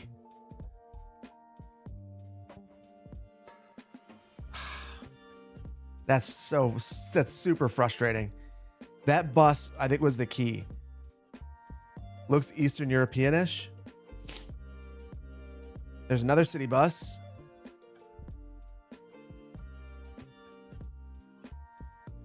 Beer and Biscoff? It is a beer. Advertising beer in the bus. That would not fly. That's like one of the things that like 3 and 93. I am not gonna find this. South German near Munich. Okay, I'm gonna take your word for it. Right there. Yeah. Right there. That's a nice town. Right there. Yeah, so I got stuck on the beer thing. Yeah, there's a list of types of basically a list of advertisers that were never acceptable, and beer was always unacceptable, which is quite funny because in Wisconsin it's like if we opened up the bus to beer ads, like having a beer, take the bus home. Not only would it like be a good thing, prevent drinking and driving, but also there'd be a ton of ads. For sure. You think you drove that type of bus at a sim game? That's funny. Well, this could be anywhere. You could convince me this is Finland, and I would believe it.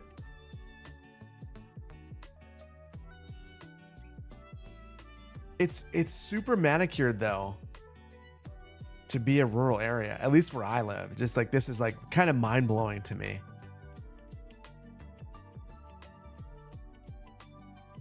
Is it a rural? I mean, clearly it's rural, but is this just like estates outside of a big city? More north? You saw a CS1 asset? You remember White Claw? Maybe they loosened up.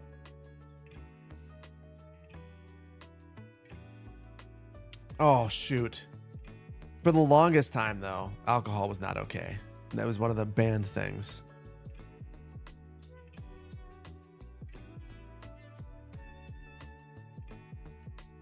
Okay, well, you know what? This was not my finest round, but here's the thing.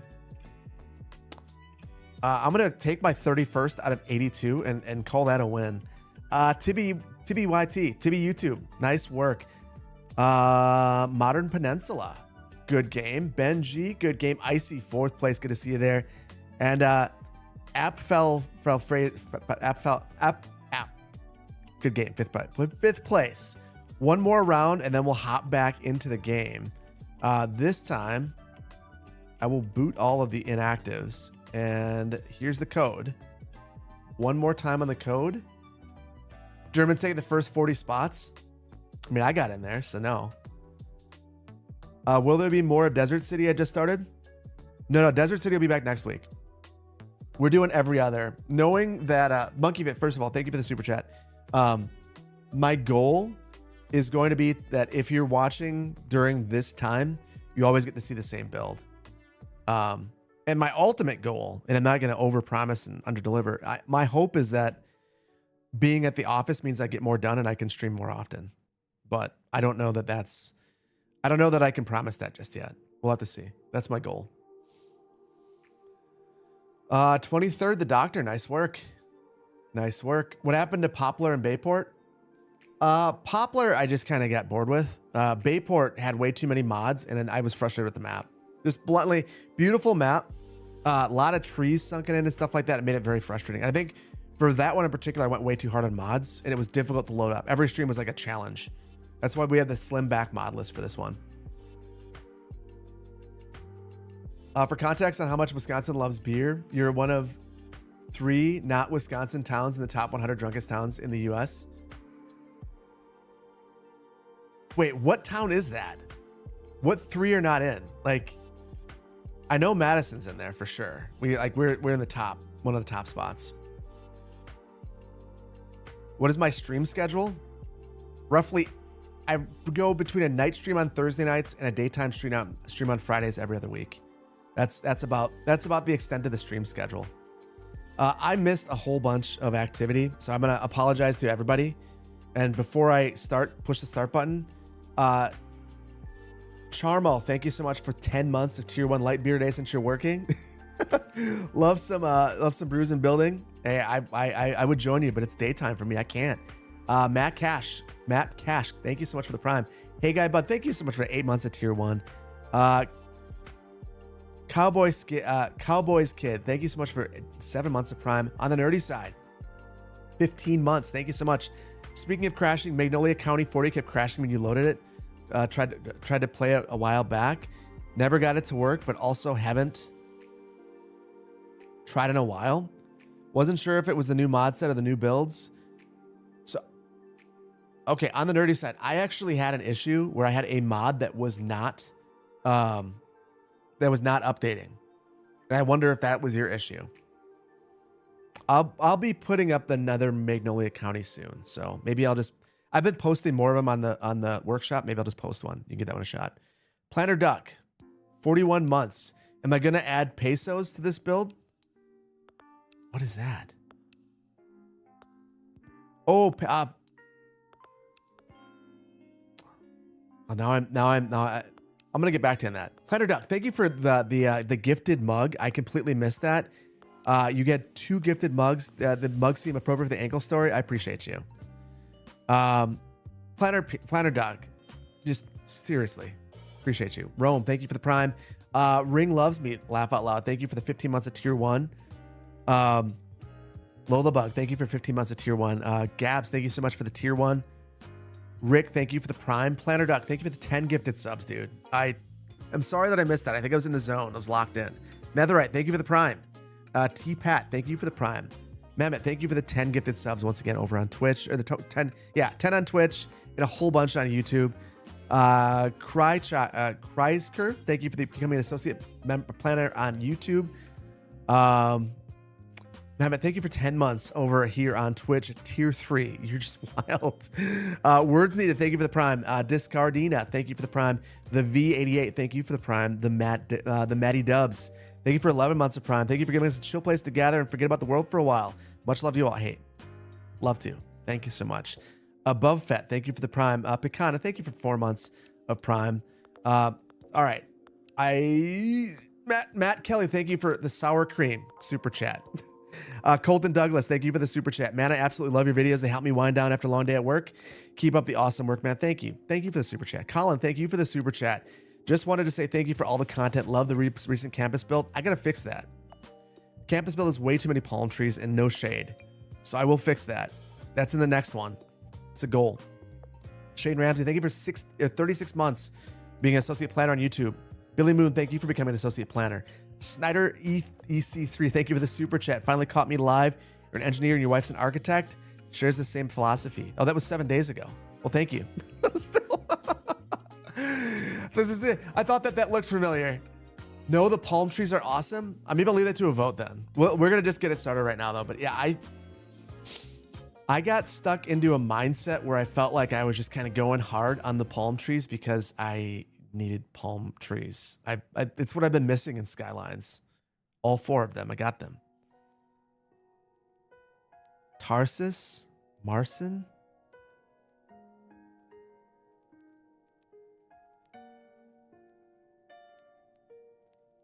This looks Baltic to me. Baltic? Turkey? Okay. Okay.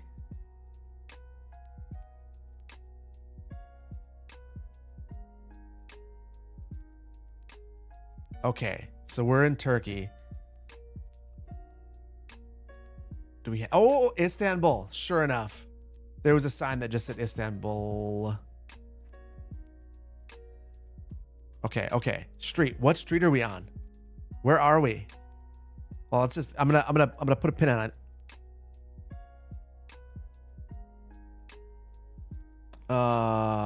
Not Istanbul. Oh, it's just like named after something in Istanbul. It's just named Istanbul something. There's a Turkish flag actually.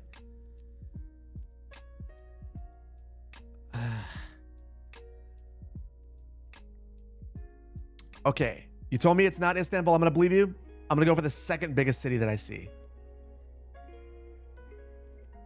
Way. I should have gone further. Nice work. Nice work. South might just been a branding thing. Oh yeah. Seems like many of you got it. I'll take what I got though. I think it's fine.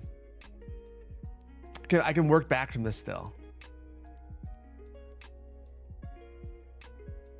The white lines. The white center lines. Driving on the right-hand side of the road. When in doubt, it's Finland. When in doubt. This road sign, though, is going to help a lot.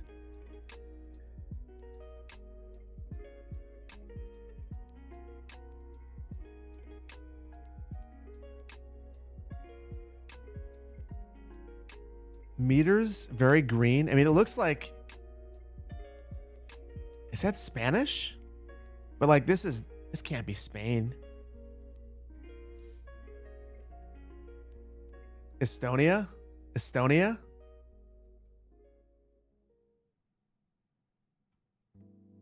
Okay, I'm gonna believe you guys. It looks like Finland. But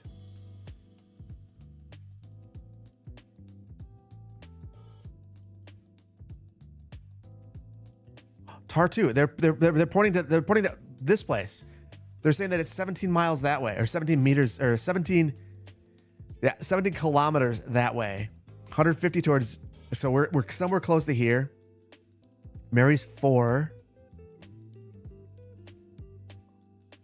That's close enough. I feel good about that. 13 miles is as good as it gets in world. That's amazing. Tartu is in Estonia, Lithuania. What do you think of Tartu? Is it a nice city? I'm in the top half now. I feel good about that. You saw a Finnish bus. You got third in that round. I am Riven. Nice work.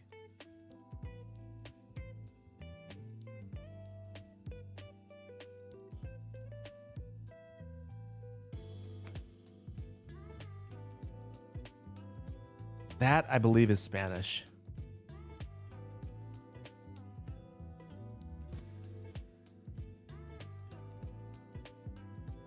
I mean, this looks like California. Definitely Spain. Okay, you say Chile. You couldn't be further away. I gotta split the baby, and I'll just pick the Atlantic Ocean. South America. This is beautiful. I mean, I want to go to this place. The mountains. Gosh.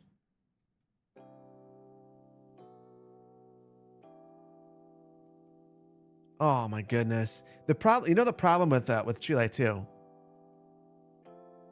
It's so long. I could be in the right country and be 1,000 miles away.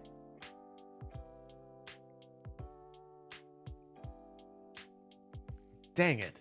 This is going to be wrong. It's definitely not going to. It's. Hey, you guys did not. How? I'm just constantly amazed. There are some folks like, look at this right there. Holy cow. That is wild.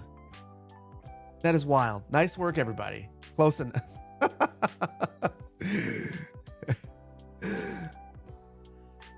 You passed the sign on the road. That would do it. That would do it.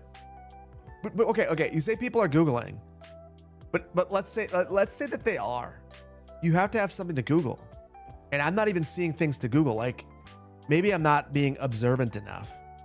Like, I don't see anything here that I could Google.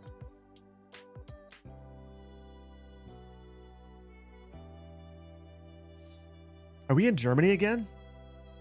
No, Poland.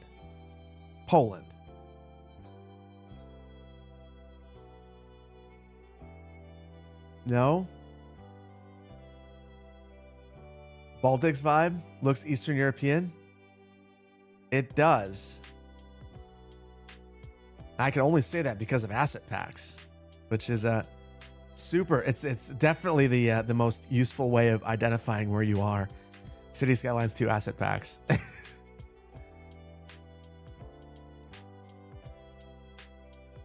my goodness. Romania or Belarus?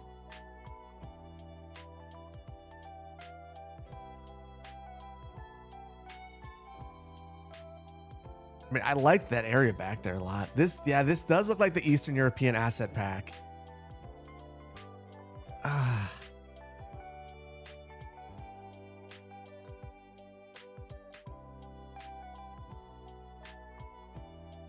No, Estonia again. Are you kidding me? How could there be two cities in Estonia in the exact same Geoguesser round? Is Estonia the new Finland? I think it might be. That's ridiculous. We did a world map. Why would there be two Estonian cities? That's crazy. Okay. What is the population of Estonia? That is, yeah. What? This happened last time too. It did. This happens with Finland. That's like, you guys might be wondering, like, what's all the Finland talk? Finland is that place. When in doubt, Geoguesser will just toss you into Finland in the woods. Like, you think this is West Virginia? The center lines don't look right. Not to say that they don't look right. They look right to somebody, but they don't look right to the US. But they are yellow. What is this? Norway? It could be Norway. Wait. There it is. IT. What is IT? Not West Virginia. We're not in West Virginia anymore. Lithuania. I feel like I remember that, but where would this fit in Lithuania? I need to be able to turn on. Okay, we know that there's a big lake. A big, long lake in Lithuania. Does not look Lithuania at all. You know what? You know what? Fine. Boom. That's where we are. We're in Sweden. Not Sweden. But closer than Lithuania. The Lithuanian bus. Okay. That is a crazy long distance, though, to travel. If you're a Lithuanian bus, so you'd have to go all the way down here, I'm guessing, because you're probably not going through Russia right now. So you go all the way down, and then I guess, yeah, it's possible. Whatever. Yeah, it's definitely doable. 10th in the round, 25th. Let's go. Well, good game, Mats and the Cats. Good game, first place. Nice work. Why Mundu? Good game, second place. Astro Antonio, third place. Nice work. Icy, you got fifth. Soul Plepel.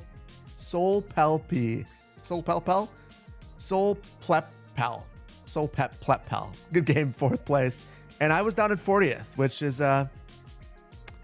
top half. I will take it. Buses can go on ferries. True. No, we're gonna stick with it. We've got work to do in Skylines. So we're done with Geoguesser, and I'm gonna add in Road Builder real quick to the mod set. So bear with me for a second as I spell it like Roadcaster. Oh my goodness. There we go. Road Builder. I actually haven't used Road Builder in a hot minute, so it's going to be fun using it. 56 overall, not bad. There we go. All right, we're no longer on break. Back to Skylines, indeed. We're back to it. Tree on road. We'll definitely have a lot of those.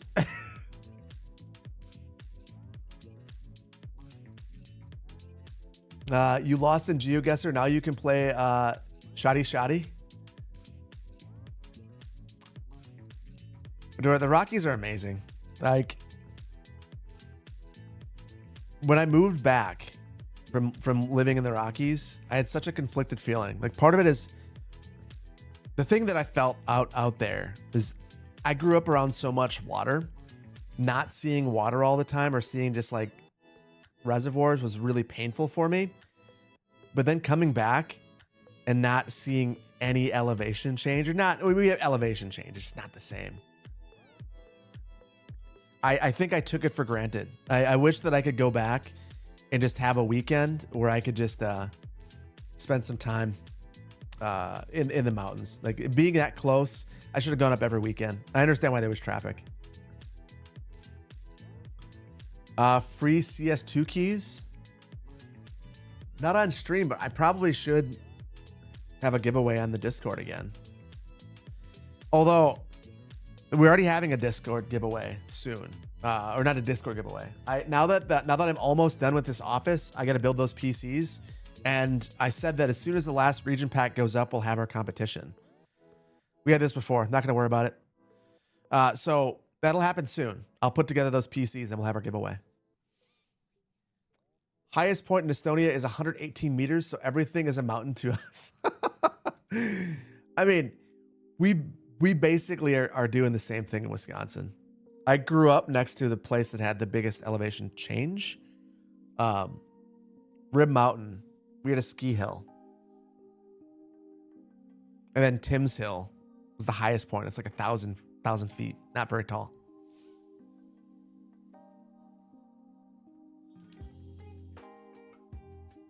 You try not to ask, but how does my CS2 load so fast?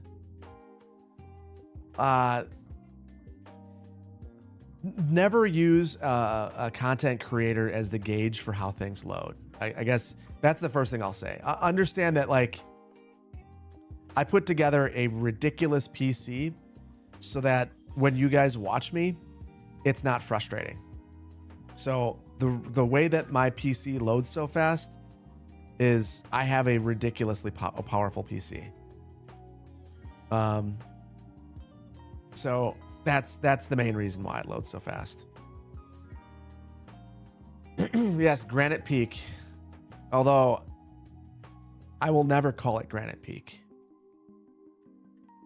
Never. Will I be getting a 5090 though? Do they exist? No, what I really wanted to get, for my stream PC, all the problems that I've been having is due to the graphics card. I would really like to have a rationally priced like 5070. If they're actually being honest, the 5070 performs like the 4080, and it can handle my stream setup. That's what I would like to get to throw in there. My main PC doesn't need a better graphics card. It's fine. I did see though, I don't know if you guys saw this. Linus Tech Tips recently had a video, and they added City Skylines 2 to their suite of games that they test. And Skylines was one of the few games that had a very significant increase in performance with a 5090. So that was the one thing that made me go, dang it. Like, do I need a 5090? No. Even if they were readily available, do I need one? No. But if I'm trying to show you guys the best experience, then sure, that is how you do it. I could sell my existing graphics card. It's just a lot of work. Yeah, it's like the one game. It's like the one game that had a performance increase. It was like when it was out, I was like, are you kidding me? First of all, the fact that he would even include that in his suite of tests, super cool. But yeah.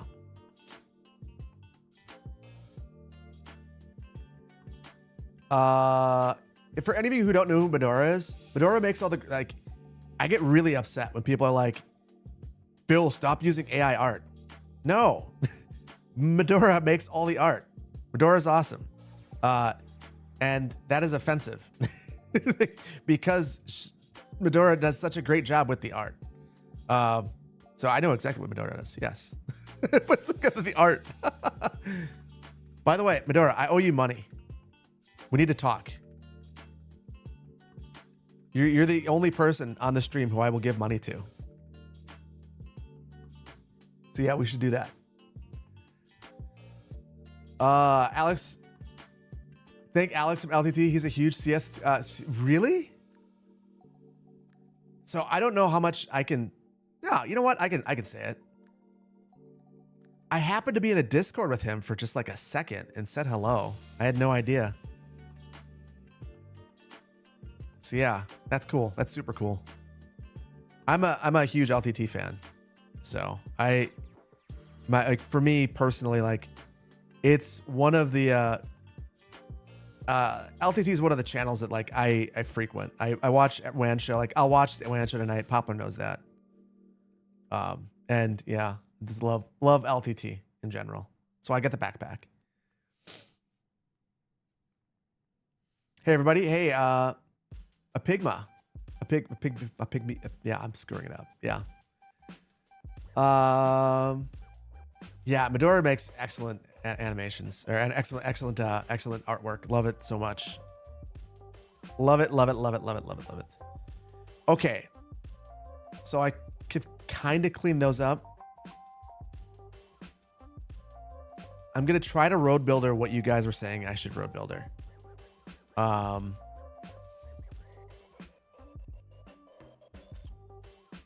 So I'll put a sidewalk on the side.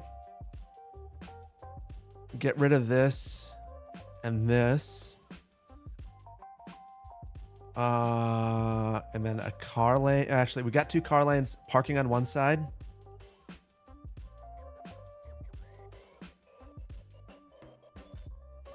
And I can't make this. Okay, it will let me go 1 meter with the sidewalk. Gosh, that just looks so wide.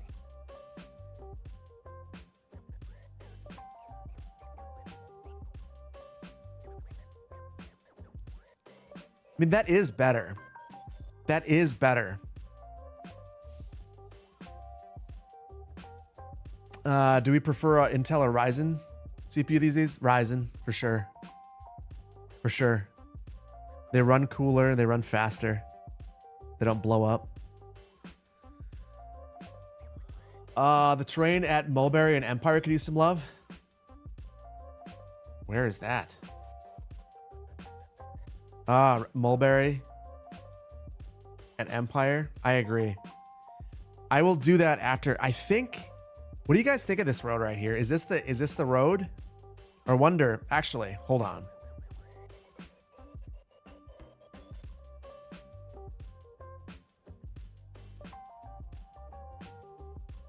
I'm going to remove the safety measures and see if I can narrow this up further.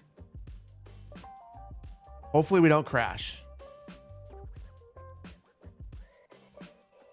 That's not a safety measure that I can remove.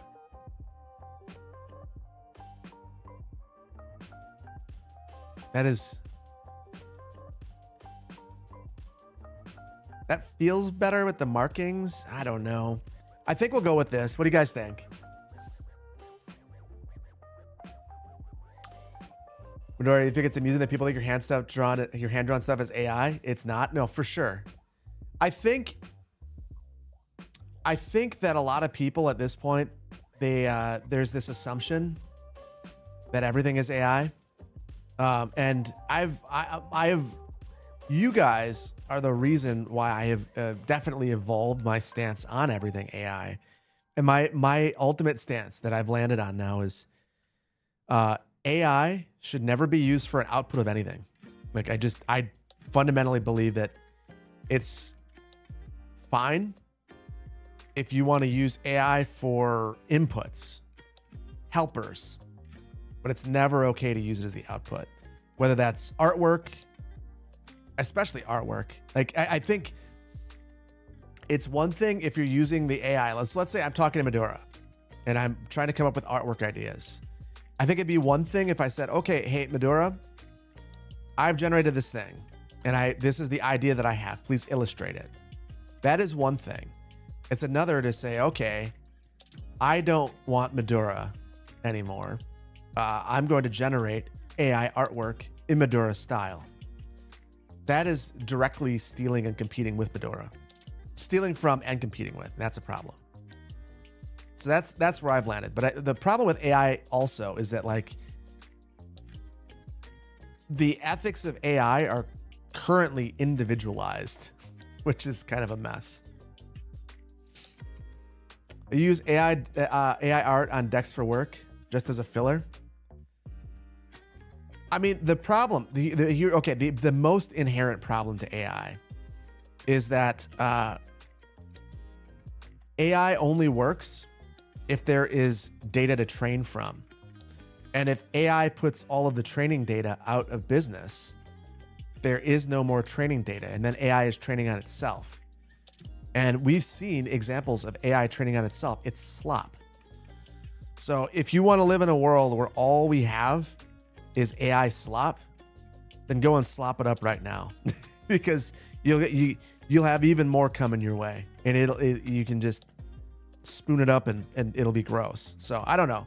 That's kind of my feeling on it at this point now, is like it has a point and a purpose, and I think that it's not what people are using it for right now.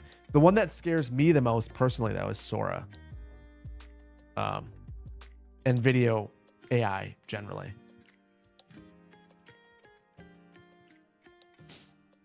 Slop time? Man, half of the internet's just like slop at this point. Slop talking to slop. It's awesome. I love it. It's the best. You're anti-AI? I have very mixed emotions on AI. I feel like, listen, you can be anti-AI. It's not going anywhere. You know, like I was anti-cell phone. I'm gonna make myself sound super old. I was super anti-cell phone. Why would I ever want people to be able to find me when I'm not at home? If I don't want to be found, I want to be able to disappear. But here's the thing. That was a losing battle. And now I have a cell phone, and I love my cell phone. And I can't imagine not having my cell phone. So as much as I would like to stick my head in the sand and say, I'm anti-AI, I'm not going to do anything with it, I feel like anyone who takes that stance right now is going to be at a monstrous disadvantage in the future.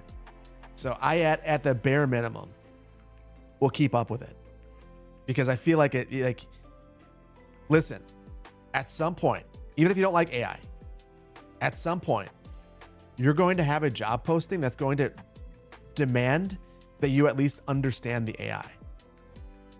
If not, outright be able to query it, which is a skill in and of itself. So I don't think that that's a good stand. I think you have to use it. Maybe not use it, but you have to understand it. Because I think that's where we're at. Like regardless of how you feel about it.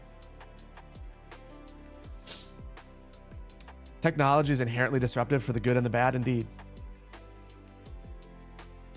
Fire, for instance, good example. Same thing with vehicles. Very disruptive. Also, did a lot of benefits. Got a lot of benefits from it, and they're unavoidable at this point. Like, and there are some jobs. Getting back to the job thing, where if you don't drive a vehicle, you can't get the job. So I like definitely sucks. But that's kind of my stance on it at this point. Is even if you don't want to use it, keep up with it and understand the way it works. Even if that is just so that you know how to avoid it. Like, you need to be versed in it. You have to. I don't think that there's a choice.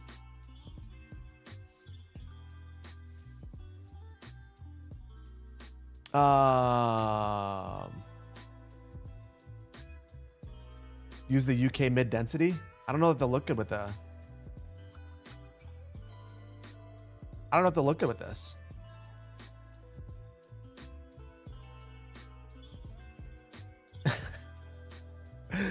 You're using the restroom while AI writes code for you.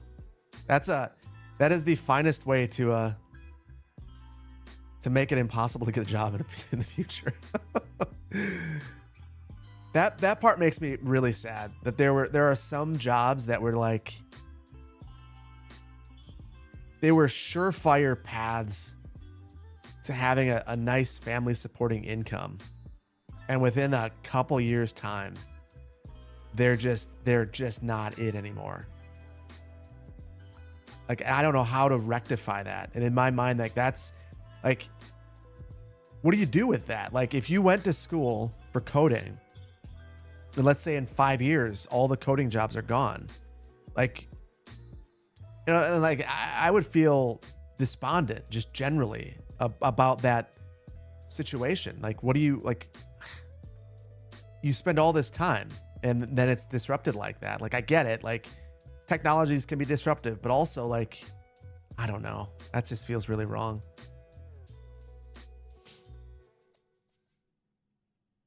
Google won't do your homework for you. The AI will. What does Phil think about AI urban planning? I already have feelings about this, not from AI urban planning. Here's sometimes. So I worked for a consulting firm for a while, and I think that I worked at a very high quality consulting firm. I've also hired a number of consultants over my years. It was very clear to me that some consultants simply reused old plans.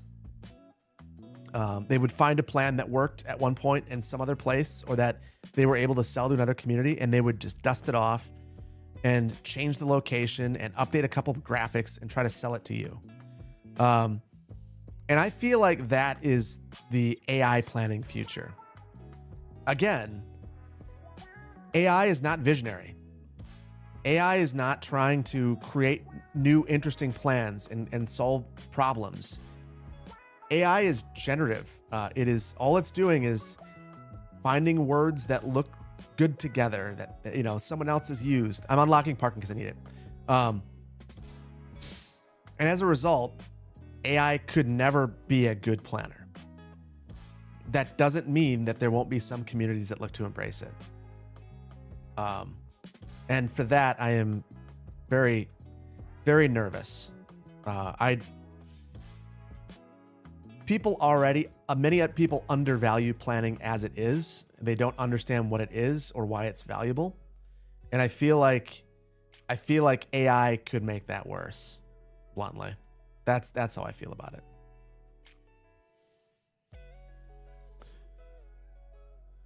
Words that are statistically likely to be correct.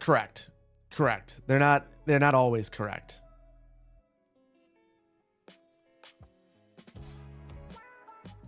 Right now, this is the worst it'll be. Moving forward, you must also watch Philip DeFranco. I feel like that's something that if you watch the Philip DeFranco show, he always says, just remember that the AI right now today is the worst it's ever gonna be. It only gets better from here. So like, accept it, work with it, not against it, I guess. I don't know. AI is pushing us to greater inequality. I think that is one of the things that, you know, this is very applicable. This is not a political thing at all, but like thinking about cities in general. We already have major affordability crises in many cities.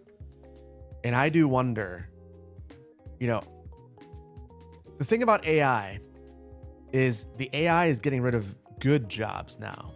Like jobs that people would say, oh yeah, like that's a job that like I go and I get that degree and I will make enough money that I can buy a house and send my kids to college and like do all these different things that you wouldn't expect that job could be replaced, but now it is.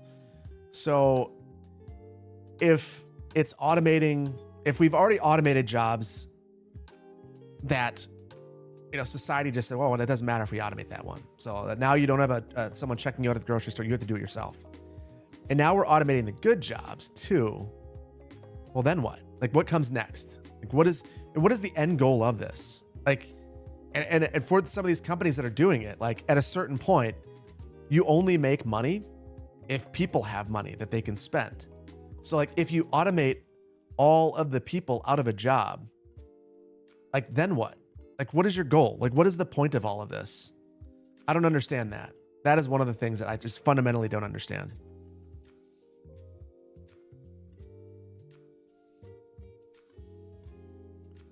Have I seen the movie Idiocracy? No, purposefully. Very pointedly, no, I have not. And I will not. I don't want to be depressed. But I do think that these are the big questions of our time. I do. And I don't know how they're resolved. And I think that from a planning standpoint, boy, oh boy, like we've got to figure some of it out because our cities are an interesting thing. Why is that so jank? An interesting thing about a lot of the things happening in the world is, I think, speaking of politics, I will say one thing about it. I think a lot of our political things that are happening, oh shoot, these are all wrong, are the result of very local things happening in your city to you, not being able to find a job. Like these are all like very simple things that make people very unhappy. And if we can't resolve them, like it ends up becoming a much bigger thing. And I don't know that people are trying. And I don't think that AI racing towards AI and replacing people's jobs, I don't know that helps anything at all. It just makes it worse. Poor planning. You can only describe. Okay, so yes, some of the problems that cities are facing is poor planning. Others are more structural. I mean,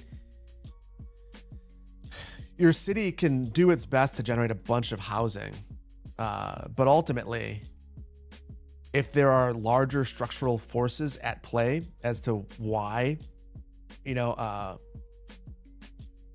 as to why there's inequality, like I don't know how you rectify that. Like your city is not going to be able to, like as much as many of them would like to, your city cannot handle inequality at that level. Like it's just not possible.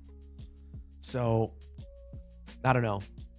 It's a really tough one. Yeah. Should your city have more housing? Absolutely. Also, your city can't solve a global issue. Like that takes people at the highest levels of governments around the world actively seeking ways to fix it. And technology is not being that disruptive or having a plan for these disruptive technologies. Sometimes the city can't grow because the infrastructure can't handle it. This is very true. No, and like let's not also be naive. I mean, like the big problem with inequality as it relates to a city is that you start to entrench people. Like, so I bought my house in 2021. So I bought it and it was a certain price. And if I would have bought it 5 years before that, it would have been a fraction of that price. If I would have bought it 5 years before that, it would have been a fraction of that price. I got very lucky when we moved to Madison. Like, my wife and I should not have been homeowners, just bluntly. But I said, I feel like I see some things in the housing market that freak me out, and I think we have to buy a house as fast as we can and deal with a bit of pain right now. That one choice. So we bought a condo in Denver. We flipped that into our first house, basically, and it's been just rolling ever since. If we wouldn't have done that, there's no way we would have been homeowners right now. And that reality that there are people who bought at higher levels makes them entrenched and turns them into NIMBYs. I'm not a NIMBY. I rip my neighbor's house down. I'll take my house and make it more dense. I don't care. I think it's the right thing to do. But the reality is that we don't know how, as a society, as a world, how to lower prices without pain. And I don't know how we do it. Because if you were to build enough housing to make things better, now all the people who currently own housing are unhappy because their house is worth less.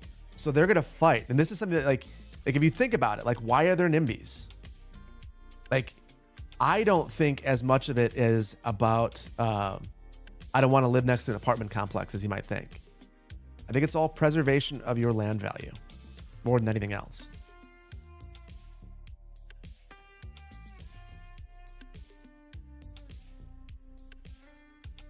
A robot would cost more than a house.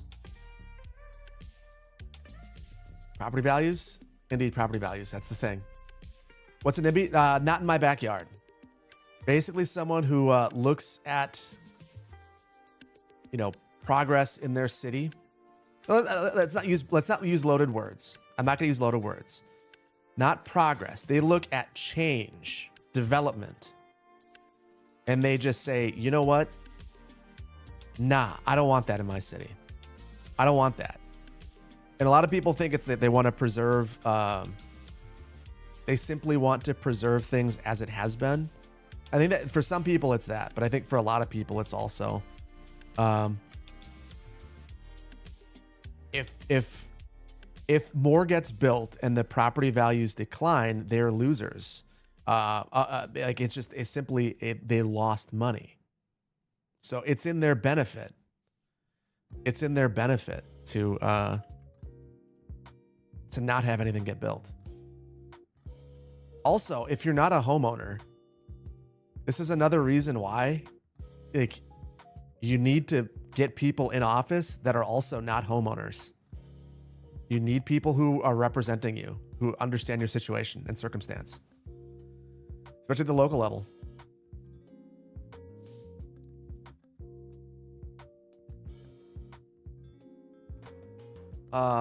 Huge fan of my YouTube videos. Small question. You already have City Skylines 2, and should you get the second one? Oh, that's a really complicated question. It depends on your system specs. City Skylines 2 will ruin you to City Skylines 1, or at least it will for some people. It did for me. There are issues. It's getting better. There are some basic features that the game still doesn't have that, at this point we're how many months in? I think a lot of people find it inexcusable that things like assets aren't available, but I think it's a technological issue that, like, I think if Colossal Order could have done it, they would have. A lot of it also comes down to your system specs. If you don't have a very strong system, play City Skylines 1. You'll have more fun.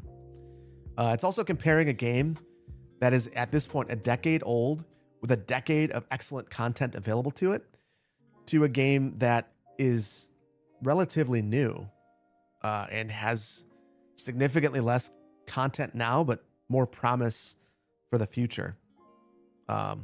Very unsatisfying answer. I hope that helped. Probably didn't. 16 months. Yeah, 16 months without the assets. Man.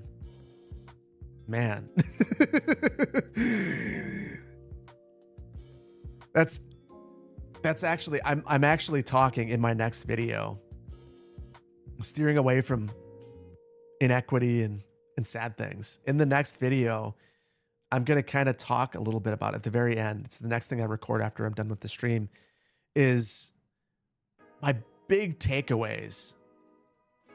Now that we've had all these region packs, like, how do I feel? And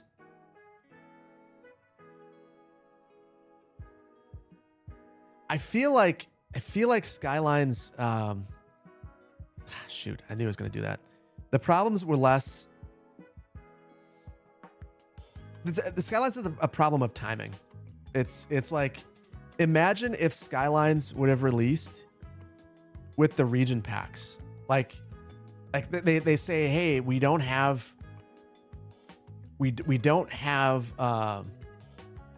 asset support. However, for City Skylines 2, it's going to launch with beach properties. You're also going to get all these region packs, and the game's going to be in the state that it's in right now. A lot of people would have been like, oh, wow, like that sucks. But also, you know, for $50, it's a pretty good value. Like, I think right now, Skylines 2 is a pretty good value for what you get. But that's not the way it launched. So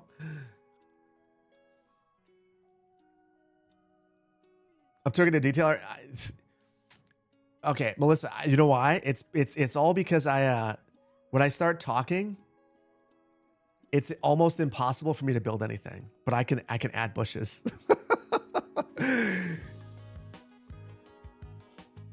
It's gotten a lot better since release, but that's true. Yeah, you love this since day one.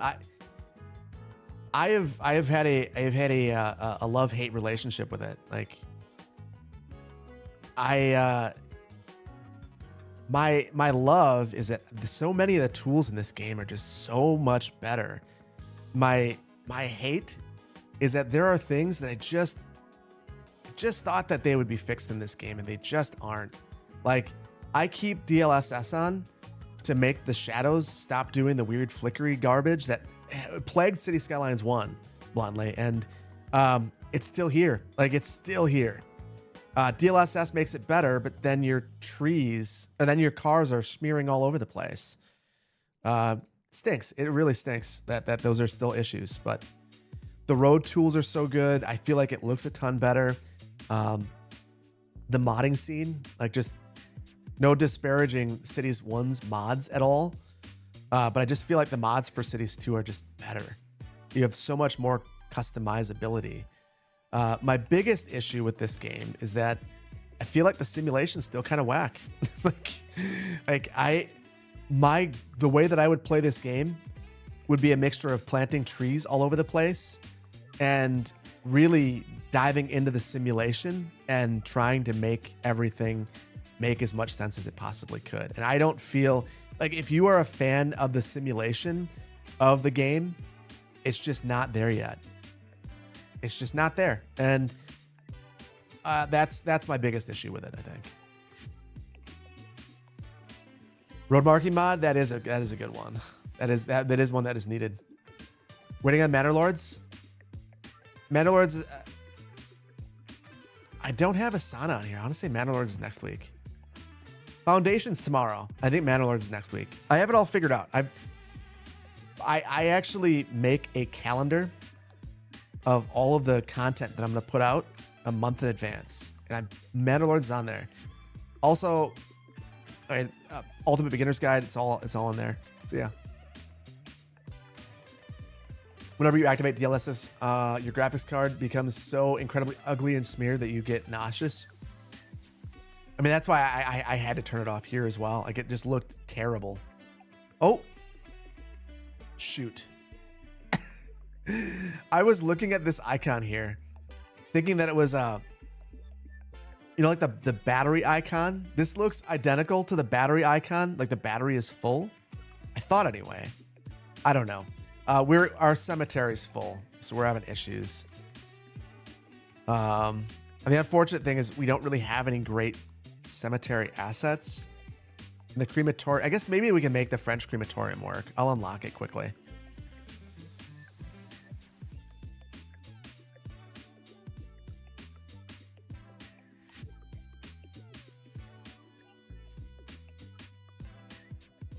Yeah, the French crematorium will work here. We'll figure it out.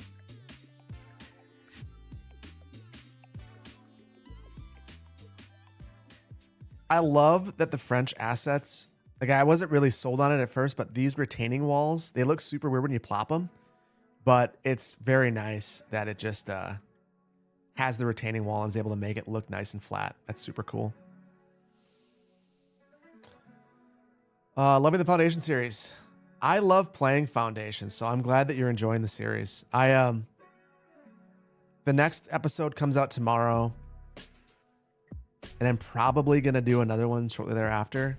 Just so you guys are aware, like it's the longer that I made Skylines videos, the more complicated they become. And I enjoy making them more now than I ever did before. But having a game like Foundation or Manor Lords in the rotation, and I think it's gonna also be Workers and Resources, it just makes content creation a ton easier for me. So I'm probably going to continue to do that, just because having a story, like it means I have to think a lot more, which is a good thing, but also like I can't do it as quickly. It's like not possible.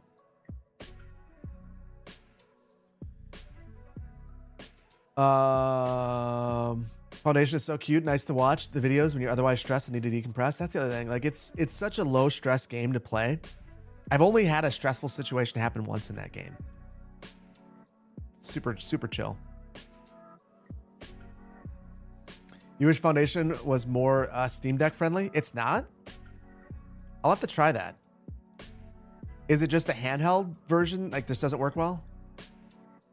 I could also shoot them a message. They're super, super cool to work with. They're a small team though, so if it's not, that's probably why. Foundation's supply lines are kind of out of whack right now. Hoping for a patch or update. So okay.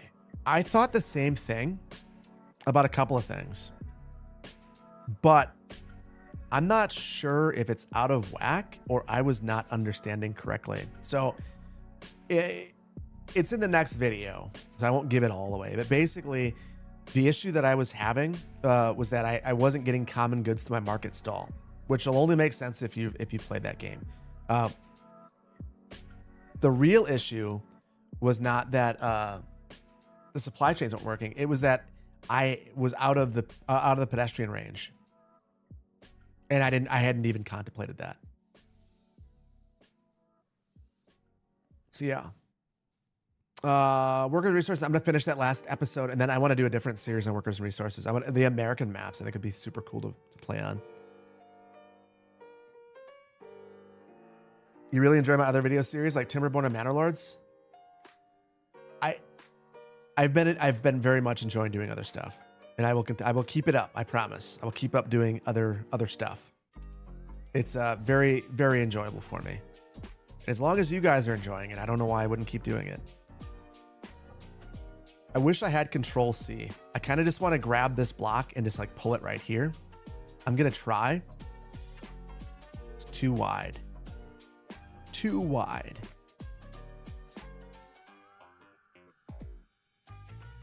I'm gonna make it work. We're just gonna figure it out.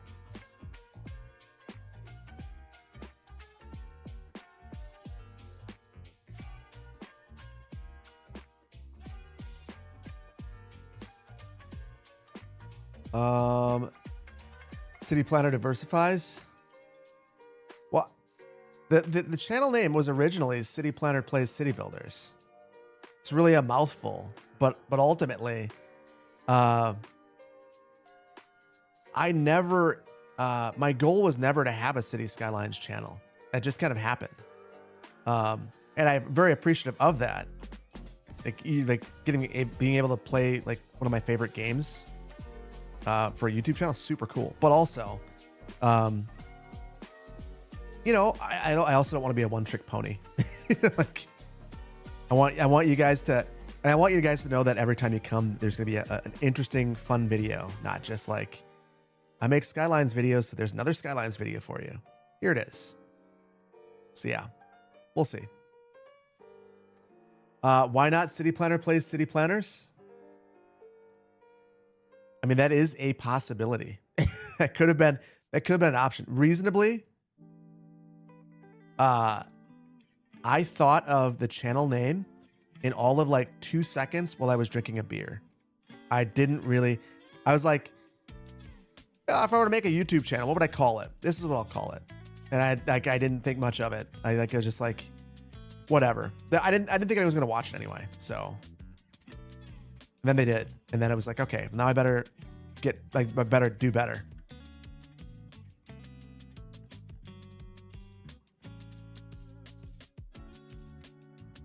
City Planner plays City Builders, but sometimes other fun games. That's a mouthful as well. A different kind of a mouthful, but it's a mouthful. City Gamer plans. I'll save that for someone else. Someone else is going to have that unlock. Time for Phil to start his own Minecraft channel. So it's funny. I don't know if any of you asked this question, but the old master plan music PC, because I built that, it's still in my server rack at home. I'm gonna actually turn it into a neighborhood Minecraft server. That's my goal for that. Because my kids love to rage quit out of Minecraft and upset half of the kids in the neighborhood. Because they're like, yeah, I'll host the game. And then they'll rage quit out. Now, though, as I've mentioned this, like another dad has talked to me about it. Like, he's like, yeah, like this is super great idea. The question is if some kid will end up going in there after hours and just blowing everything up. Because it would always be on then.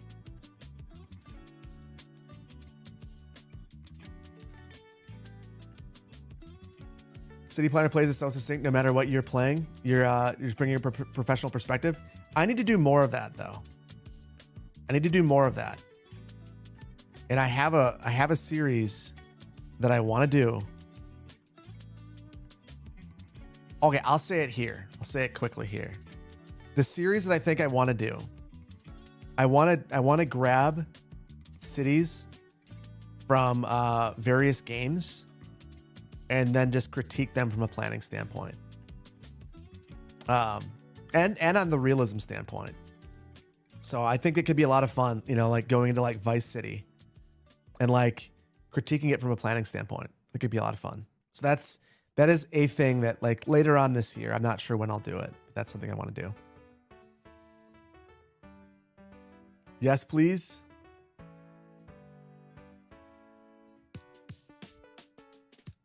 You love to watch those sorts of videos? I think it could be a lot of fun too. And it could be a shorter video than I normally have, with maybe a broader appeal.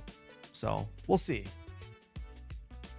I was actually, I was talking to my YouTube partner manager about that and like kind of like gaining their feedback about it, which is always like super cool that they will chat with creators about that. Sounds epic. You love that? Have fun critiquing this a Night City from Cyberpunk. Let's be like, this is not nearly as good as Laguna Beach. So here's one of the main reasons I want to do it. I don't get to play other games very often, and this is a way that I could play lots of other games, and I'm here for it. Like, I got this awesome PC, and I don't play any other games besides Skylines. So that's my selfish bit there. You're thinking of Kirkwall from Dragon Age 2? I would probably, reasonably, what I'm probably gonna do is open up a submission form on the members only section of the Discord. And I'm doing that not because I'm like being a big jerk. Maybe I am. It's easier to filter through when I and I can ask people specifically for feedback. Just makes it very easy for me.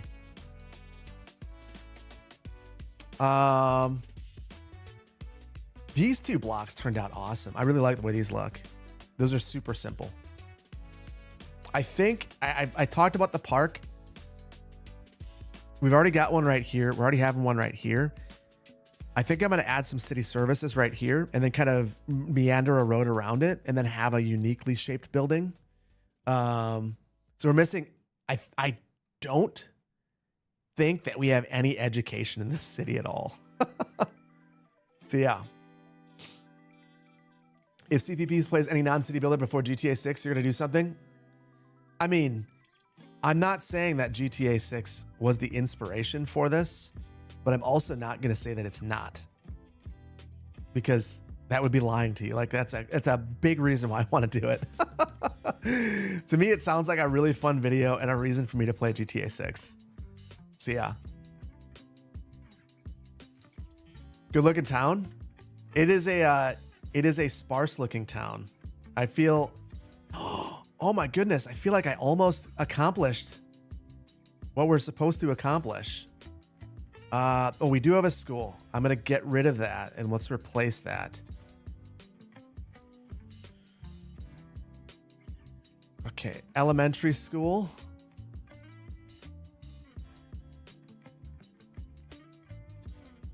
I will make that look better. Oh my goodness. This mod that organizes everything. Oh my goodness. Being able to have this make sense is so nice. This is awesome.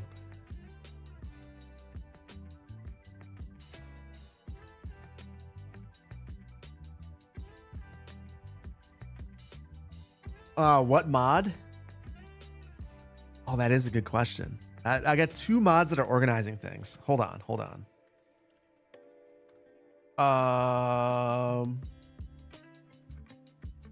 on, Sky. What are we doing?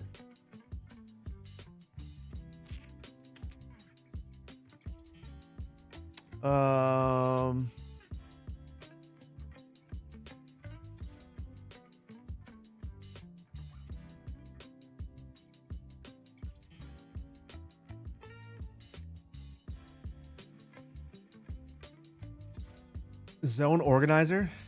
That's one of them. Zone organizer moves all of zone organizer moves the residential assets into the right category, and the other one was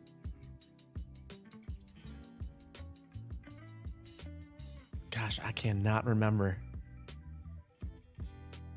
UI asset manager. UI no.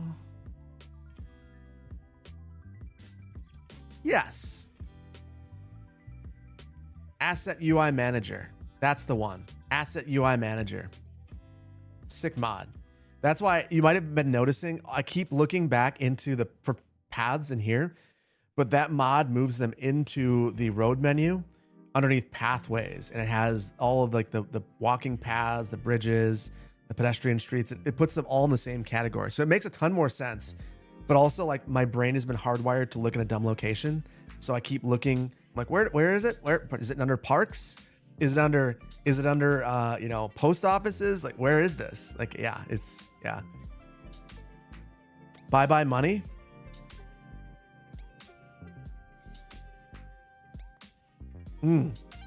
That's not good. That is not good.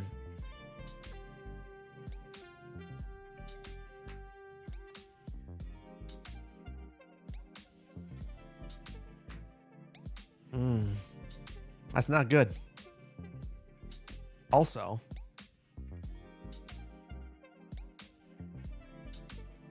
I don't know that I can stop it. What is it? What is everyone unhappy? Mail, entertainment, wealth, polluted air, unreliable internet. This is a great city. This place is terrible.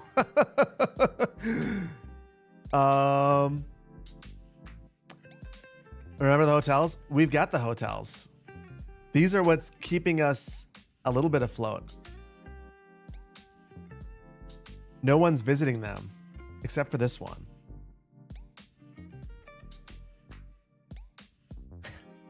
Just whoop.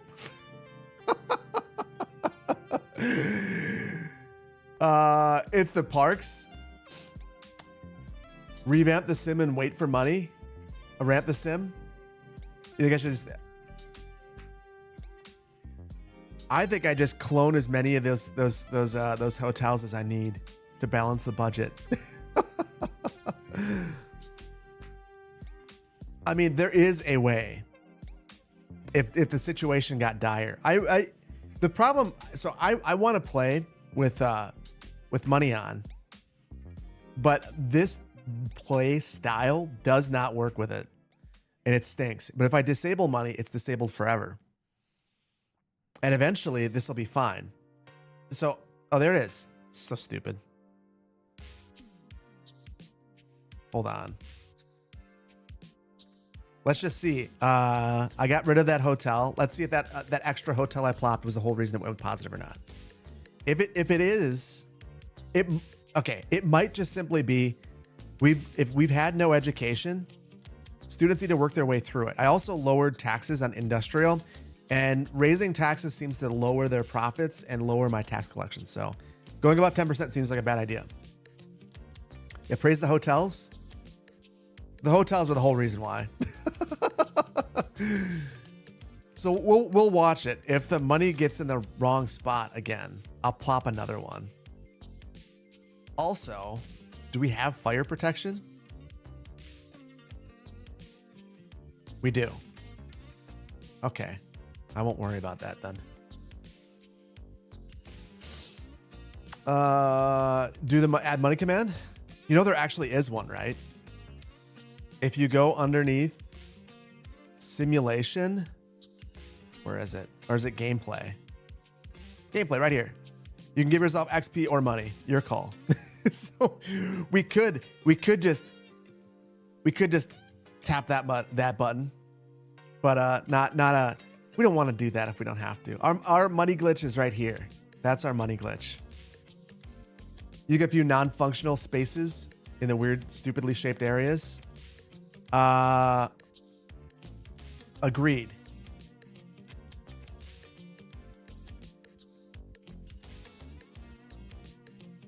Let's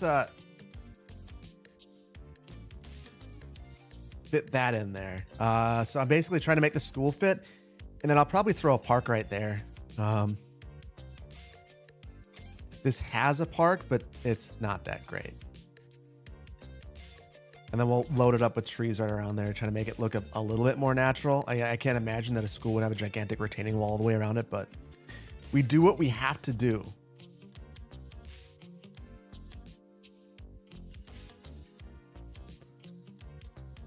Hello, it's me, the #1 Saguna Beach fan. No, I love to hear it. Saguna Beach is definitely not as well liked as Magnolia County, and I understand exactly why. I'm trying to save it, and basically, I have enjoyed putting together Saguna Beach more than Magnolia County, and I've been enjoying making the videos more, so I'm just gonna keep doing it. Regardless. You love Saguna too? I feel like I was really not having a good time in the beginning. And now it's just, I've just been having so much fun with it. It's without a doubt one of my favorite builds ever so far. And I think where it goes from here is going to make me feel even more that way. So it's not ever going to be like multi-region, kind of like Magnolia County is, like multi-cities in the region. At least it won't feel as disjointed and disconnected. And that's kind of where I'm going. Oh, look at that. That's cool. Enjoy your teleporting. That's awesome. Yes, kids these days, They created their own elevator. We're going to imagine that there's a glass staircase up there. And this is how they prevent themselves from walking uphill both ways. They just teleport.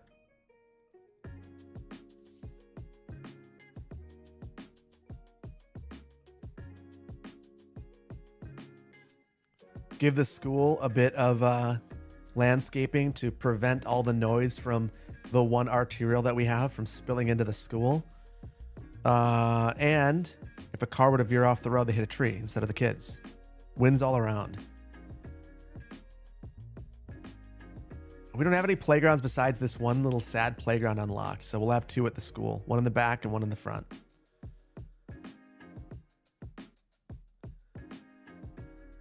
Will we ever get stairs in CS2?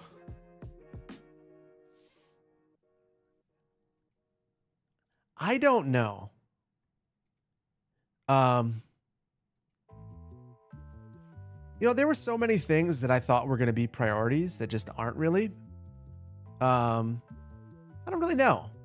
And I feel like there's so many things that just like are bigger issues and bigger fish to fry that I just don't know. I don't know when that kind of thing becomes a priority. I hope it does. I really hope it does. But that's kind of my feeling, is like, I have no idea when that kind of thing actually starts to become a big priority.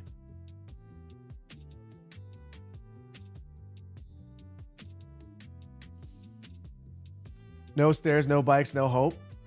Well, we got a busy town. That's something to be hopeful about. Got some money, some more tiles, a gated community.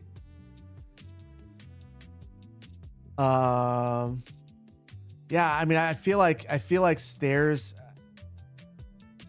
So I guess the thing about stairs, there are so many games that already do stuff like that, where it's just like if a slope is if a slope is a certain level of steepness, it becomes a staircase. Like it shouldn't be. It's not rocket science, and I'm sure that they had the idea. It's just the question is like, you know, can you afford the time to work on that instead of something else? So I think that's the bigger question to me, is like, when do they feel that they can switch their priorities onto stuff like that? And I don't think it happens before asset support. And who knows when that's coming. That's like the unfortunate reality of the region packs is that I think, for me personally, and maybe you guys feel this way too, it's made me even thirstier for assets. Like, I wanted them before, and now I really want them, because now I can see how far away some of my builds were from actually being where I wanted them to be, because the assets weren't right. So now that I have more assets, I'm like, man, if I just had this one, everything would be perfect, and I'm not there. Just the ramp with step textures would be enough for you? I mean, why settle? You should get the full thing. You shouldn't have to settle like that.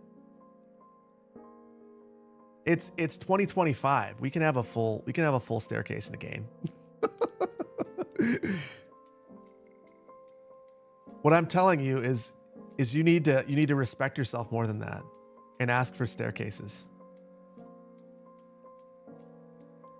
Asset hunger is real, Melissa, for real. It really is.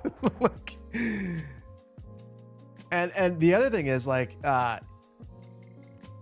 we're getting to be in a better spot where, like, you could be a vanilla player and like feel better about it. But that was my issue in Saguna Beach, is like, man, I like, the assets don't make sense for the build, and I can't modify the existing assets to make them make more sense. So being a vanilla player, just brutal right now. Just brutal. I want to unlock parks too. Whoops.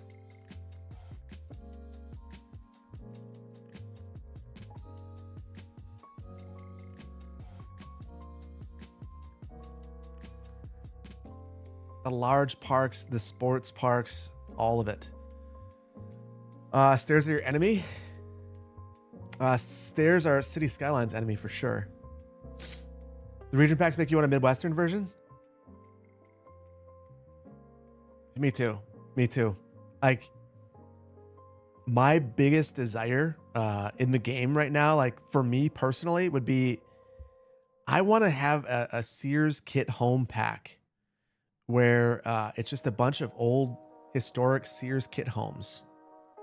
Because that's what you see all over the place. And then I don't want to give away no, I'm not going to do it. I'm not going to do it. I'm not going to give away the end of the video. Watch to the end of the next video, because I'll talk about like where this has all left me. Because like I have a lot of feelings. Like I feel like I have a lot of feelings. I'm gonna get lost in my feelings, in just a little bit. I'm gonna finish up this block, and then I think we're gonna call it, so I can tell you all my feelings in a video.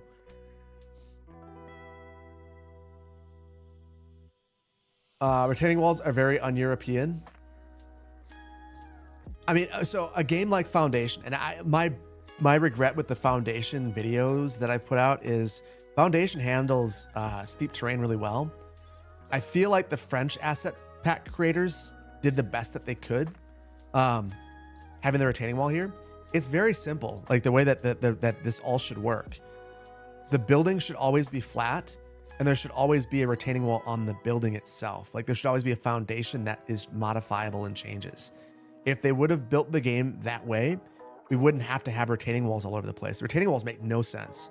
Like reasonably, this retaining wall right here would be 2 to 3 stories tall, but it's the only way that we can make this look okay. And that stinks. Like real things get built without gigantic retaining walls, but the assets don't play nicely with it. So yeah, it's a bummer. It's a bummer. Where am I going to put industry? Along the river. The reason that the industry's in such a bad way right now, or the city's in a bad way, is we placed it along the river for historical reasons. I'll probably put, maybe the next one we attempt to make a big industrial harbor, something I'm not very good at that I want to get better at. So maybe we'll take some inspiration and make some sort of industrial harbor right here, and then expand the industry along the river even more. But the wind blows in this direction, so we're blowing all of the funk right into the city, which stinks. Both virtually and figuratively. Stinks.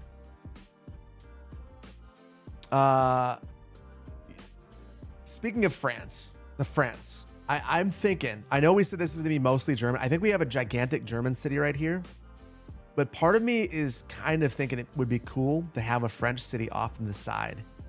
So like we have a French city, and then we have a German city that's like our principal city, maybe a couple of German cities, Eastern European in one area. I don't know.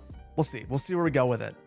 But I think that the main build right here will be German, and then we'll have some other stuff around. How about trying to implement Eastern European? Why don't we, for the next one, why don't we focus on both the Eastern European and then the industrial? Because that's kind of, I want to transition into that. So we've got our like pretty German historic looking downtown, and then we transition into kind of more just standard uses and maybe some Eastern European uses as well. And low density, we have basically none at this point. I have wholesale just ignored low density now. We're done with that. So we'll need to get back to that. Idea super. Good. Why is your hometown in Cali so hard to recreate in City Skylines 2? It's so hilly and mountainous, yet so dense. Because the only way to properly do a hilly build like that right now is just to straight up, you either have to just paint a whole city. Like I find it very, like this build to me is like really satisfying to look at. I'm cloning that. We have to balance our budget. I'm doing all of this madness because I can't zone this in. Like if I were just to take this and zone it in, the game handles this all so poorly. Like you have to basically make a grid. So look at this. Let's just say we were to do that. First of all, I have no demand for it.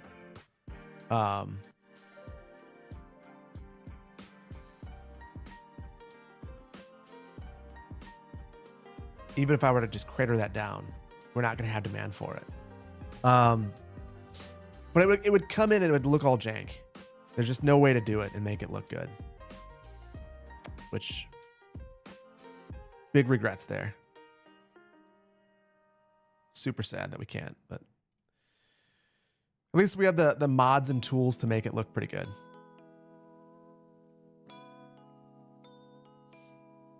You think plopping and find it should be a base game? Okay, so not to give away the plot of the video, that's kind of where I'm at this point. Especially after anyone who's played Foundation knows how cool it is that there's just no collision with anything. So anything in the game, you can move and you can push it around. And if you've played Foundation, if you've played Planet Zoo or Planet Coaster, any of those sorts of games, they just give you a degree of freedom. Now, I think the reason why Skylines doesn't do that is the pathing is very finicky in this game and it tends to break. But like other games have figured it out. That's like a Foundation having benches that are functional. Like you put a bench and your citizens will use it. Like they will use the bench. It's not a wild concept. It can work. I don't know why it doesn't in this game. So that's kind of where I've landed. Like, find it, move it. I don't really look at them as being like optional anymore for the base game, especially after they've allowed the release of so many assets that basically require them. Like, they're just like, for me, the German assets are not fun to use without Find It. Nor are the French assets. So, and move it.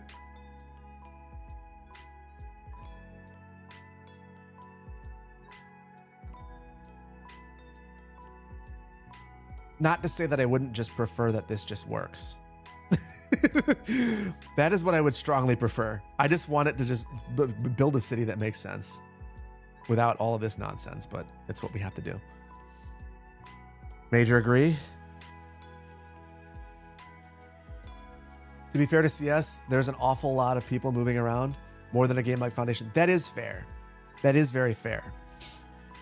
I think, I honestly, and this is more like philosophical about the game design generally.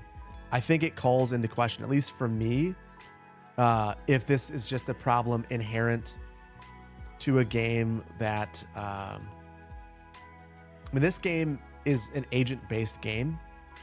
And if you're going to have an agent-based city builder, we want to build gigantic cities, you're going to have this sort of issue. So like that was one of the things that SimCity 4 got right, in my opinion, is agent-based games are super cool in theory, but the reality of them is that to have an agent-based game, you either have smaller city sizes with population numbers that don't make sense. I mean, like, does this make sense for 5,000 people to live here? I don't really know. Probably not. And it's going to be a huge performance issue down the line because you're simulating each and every single person who lives here and everything they want to do and all of their happiness and their teeth. You know, like all of those different things. And it just takes a lot of performance. SimCity 4, your beloved, yes. Yeah, pathfinding is insane in this game. Absolutely insane. Like, I understand why there are lots of bugs and why this would be a challenging game to make based on what it's trying to accomplish. It's like it's a crazy amount that this game is trying to do. It also has an underlying economy that's trying to factor in for what every person is buying and storing at their home and how much money they make and how much rent they pay and who's commuting to your city and who's, you know, deciding to move to your city and, you know, what children decide to move out of the city and what decide to live in the home and live in your home city and how many of them become homeless. There's just a lot of stuff going on. You can't tell half of it. What's one of the problems. The other problem is that like it adds to the performance hit. So that's my big question is like philosophically, like is this the right approach for a city building game anymore? Because you have those two things that are playing against each other. It's a tough one. I don't know the answer. You'd have to see a game that doesn't do it. Speaking of agent-based stuff, hold on, Foamy. Have I tried Oxygen Not Included? I have not. You think it's tragically overlooked? Maybe at some point. Hold that thought. Once this region pack stuff is done, I'm gonna be opening up to a lot more things. Because I have personally felt like with the region pack stuff, partially because of the release time is really challenging for me. It's like they release at like 5 a.m. So like, and on a Monday. So I've been like kind of struggling with that. Once they're done though, I'm looking forward to doing whatever I want. Not that I'm not doing whatever I want, but I'm looking forward to doing other stuff and not doing so many region pack videos. It's a really fun game though, a bit different to CPV's usual. I think Biffa did that. I'll take a look at Biffa's video before I make any decisions about that. Maybe it's a stream thing. I mean, although there is one thing I've been wanting to play on stream that I haven't been able to yet. It would be Twitch only because it just doesn't fit the normal stuff. I still want to play Astrobot. We got the PS5, and then my daughter basically took it over, and she beat Astrobot in like a week and a half, and now is on to Crash Bandicoot and Crossy Castle. So she told me that the PlayStation is the best console there is. And she's like all about it now. So I lost it. Like,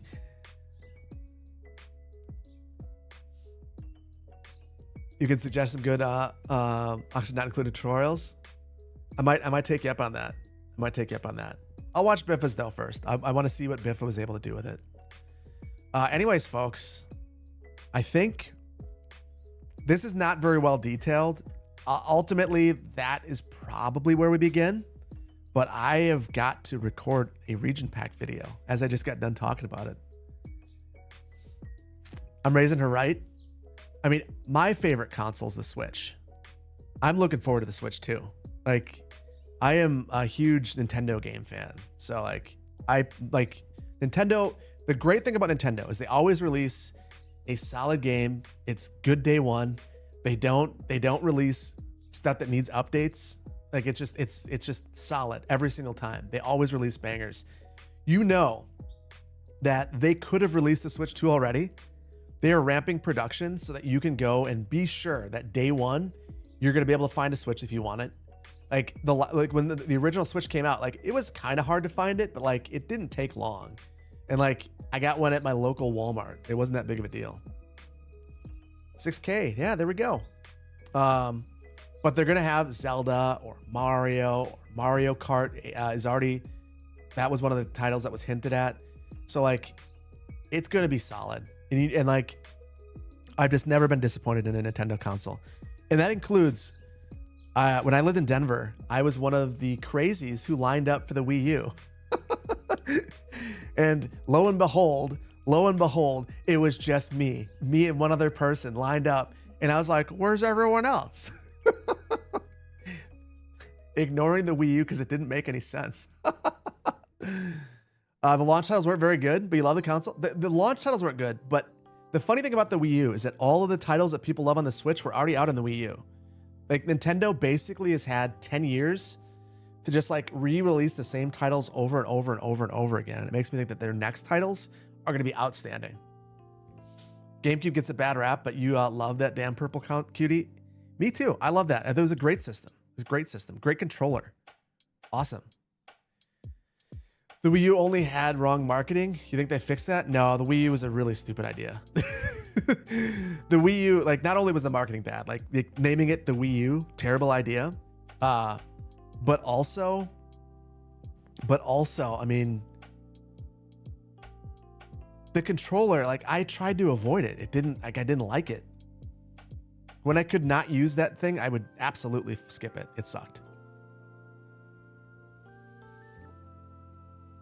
You bought a Wii U last year. You missed having it. Play the remakes of Wind Waker and Twilight Princess. Absolutely. The other thing with the Wii U that like I think, like just like the other flaw, is that I've heard that the Wii U controller has a shelf life and the screen will just die. So that to me is a huge bummer, because like there are certain games you can't play without it. So yeah, one of those things. Okay, folks, I'm gonna decorate this one block and then I'm gonna leave. The Wii U Pro Controller, strongly agree with that. I very much liked and still like the Wii U Pro Controller. It's my preferred way of playing with it.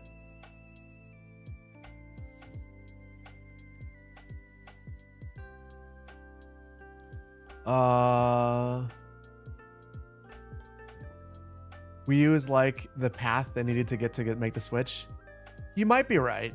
It might have just been ahead of its time. Like, I'm glad they didn't abandon the concept. And I mean, even though the Pokemon games on the Switch are not the greatest, the fact that the Switch allowed me to play Pokemon on a TV, like, finally, you know, like, finally, like I was really looking forward to that someday, and I didn't think it was ever going to happen. And then we finally got it because of the Switch. So if the Wii U led to Pokemon being on TVs, well then good for the Wii U. Then I'm all about it. I still think it was a great system. Underappreciated. Underappreciated for sure. You loved Let's Go? I don't think I ever played that one. Oh, Pokemon Let's Go. I did not because of the controls. I had Let's Go Pikachu, and I did not like. I got big hands, so like using the Joy-Cons the way they wanted you to just like stunk. I don't know why they wouldn't let me use the Pro Controller, and they rectified that with the other ones. But to me, it felt like a very arbitrary and random limitation for no reason.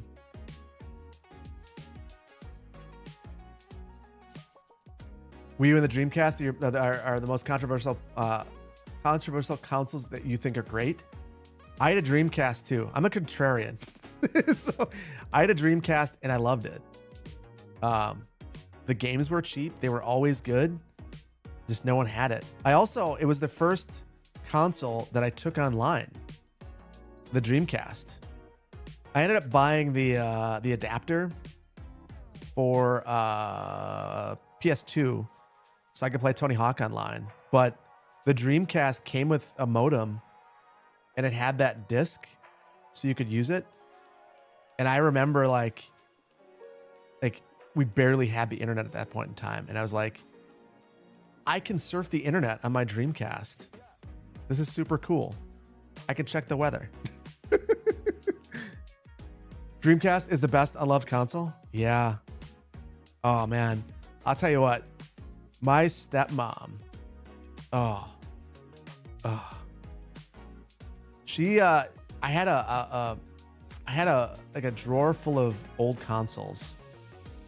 And when I went to college, she had a garage sale and sold all of my old consoles for $100. So my NES, my SNES, my Game Gear, my Dreamcast, my Genesis, my N64, all of them sold to the neighbor across the street for $100. All of my Game Boys, all of the games. So I've been slowly recollecting some of them over time. Yeah, it was brutal. Like, and I just there are very few things that bring me to tears. That was one of them. Because it's like, I don't think you understand what you just did.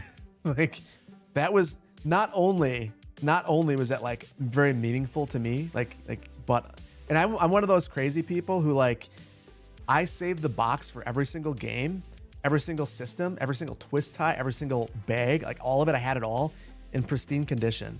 So like, this wasn't like junky kid put stickers on his N64 games. Like I was the person who would buy a used game and meticulously restore it. So yeah, it was a bummer, huge bummer. Your mom knew you would want it thrown out. Yeah, well, I think it's a values thing, you know, like just didn't know. So yeah. Did I disown her? For other reasons. Yes. There's one of the few people in the world that I don't really get along with. But I feel like that's not unique to step parents. There's different values in that particular way. That should have been my first sign though. But yes, on that note, I feel like I've told a lot of stories today, which were unrelated to anything, but I hope that you've enjoyed them. I think I've got to get to finishing up my video, but I think that little bit of time did make this area feel a lot better. The level of betrayal, yeah, it's not okay. Not okay at all. So, one last story. My wife has known about this. It was one of the things that, like, when we started telling each other all of our deepest, darkest secrets, my story was that I had my NES sold in its original box. And I'll tell you, the coolest gift she ever got me, she went to a place called Rio, because we couldn't call it Rio. That would be way too Brazilian. So we have a place called Rio, where on Craigslist, she found a in-box version of an NES with the controller, the gun, the whole deal, purchased at the local Shopco, still in box, still has the receipt, all of it. And so that, yeah, I've got my NES is replaced. So yeah, whoa. Dang it, I should have saved. No, man, my wife is awesome. I have the coolest wife. Power station overloaded. So yeah. You know what? This is a problem for us in the future. and if you want to sort through it, I'm gonna let you. Because I'm going to share it right away. So, and I'm doing this for two reasons. I reformatted this PC that we're currently playing from. And if I wouldn't have had this online, I would have lost the save. I panicked hard yesterday. But there it is. Hold on. Do I think they'll add wall-to-wall commercial assets to make shopping center plazas? It's weird to be able to make those type of areas in suburban areas. Now, watch Laguna Beach. I was able to do it fairly easily with the Southwestern USA pack. Very simple. Very simple. I can't leave before the power issues get fixed. I have to. I have to, and now you have access to it. One more thing, though. I have not gone through the activity in just a second. I'm not going to leave it without saying thank you to Akbar. Thank you so much for the Prime. Captain Enderjet, thank you for the Prime. Nick, thank you for the biddies. Greetings from Vancouver. Game code developer here. You don't see AI replacing people anytime soon in your space. Our parent company also has a no AI rule. The entire umbrella of the studios. I love to hear it. Love the content. Thank you so much. Thank you for that insight, and I appreciate you. I am chosen. Thank you for the Prime. eBay Potato, thank you for the tier 1. TW Moto, thank you for the Prime. Zonebra, thank you so much for the Prime. Medora, thank you for the Prime. And stop that. I owe you money, Medora. You should not be getting Prime. Passos, thank you for the Prime. Panda Sauce, thank you for the tier 1. Hello and massive acknowledgements to you. Thank you so much. Cheers for the content. Appreciate you. Catu Summer, thank you so much for the Prime. Charmo, thank you for the tier 1 light beer. We got that again, but I appreciate it once again. Thank you so much. I think it's time that we say goodbye to YouTube.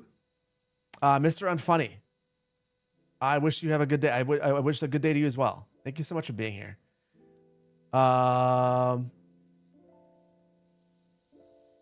Moose birthday. It's Moose's birthday? Okay. We're gonna raid Moose. First of all, every time that Moose is on, we raid Moose. But we're gonna say goodbye to YouTube first. Can we give hearts to YouTube? And yeah, we'll raid Moose for sure. We always raid Moose. This is the year of the Moose. So we're gonna raid Moose for sure. So please, if you're on Twitch, stick around, even if just to say hello to Moose. It'll make his birthday. And for everyone on YouTube, thank you all so much for being here. I'll see you next week, nighttime stream from my house, and the desert city with the southwestern assets. Finally, so it's gonna be really good. Thank you so much, and goodbye, YouTube.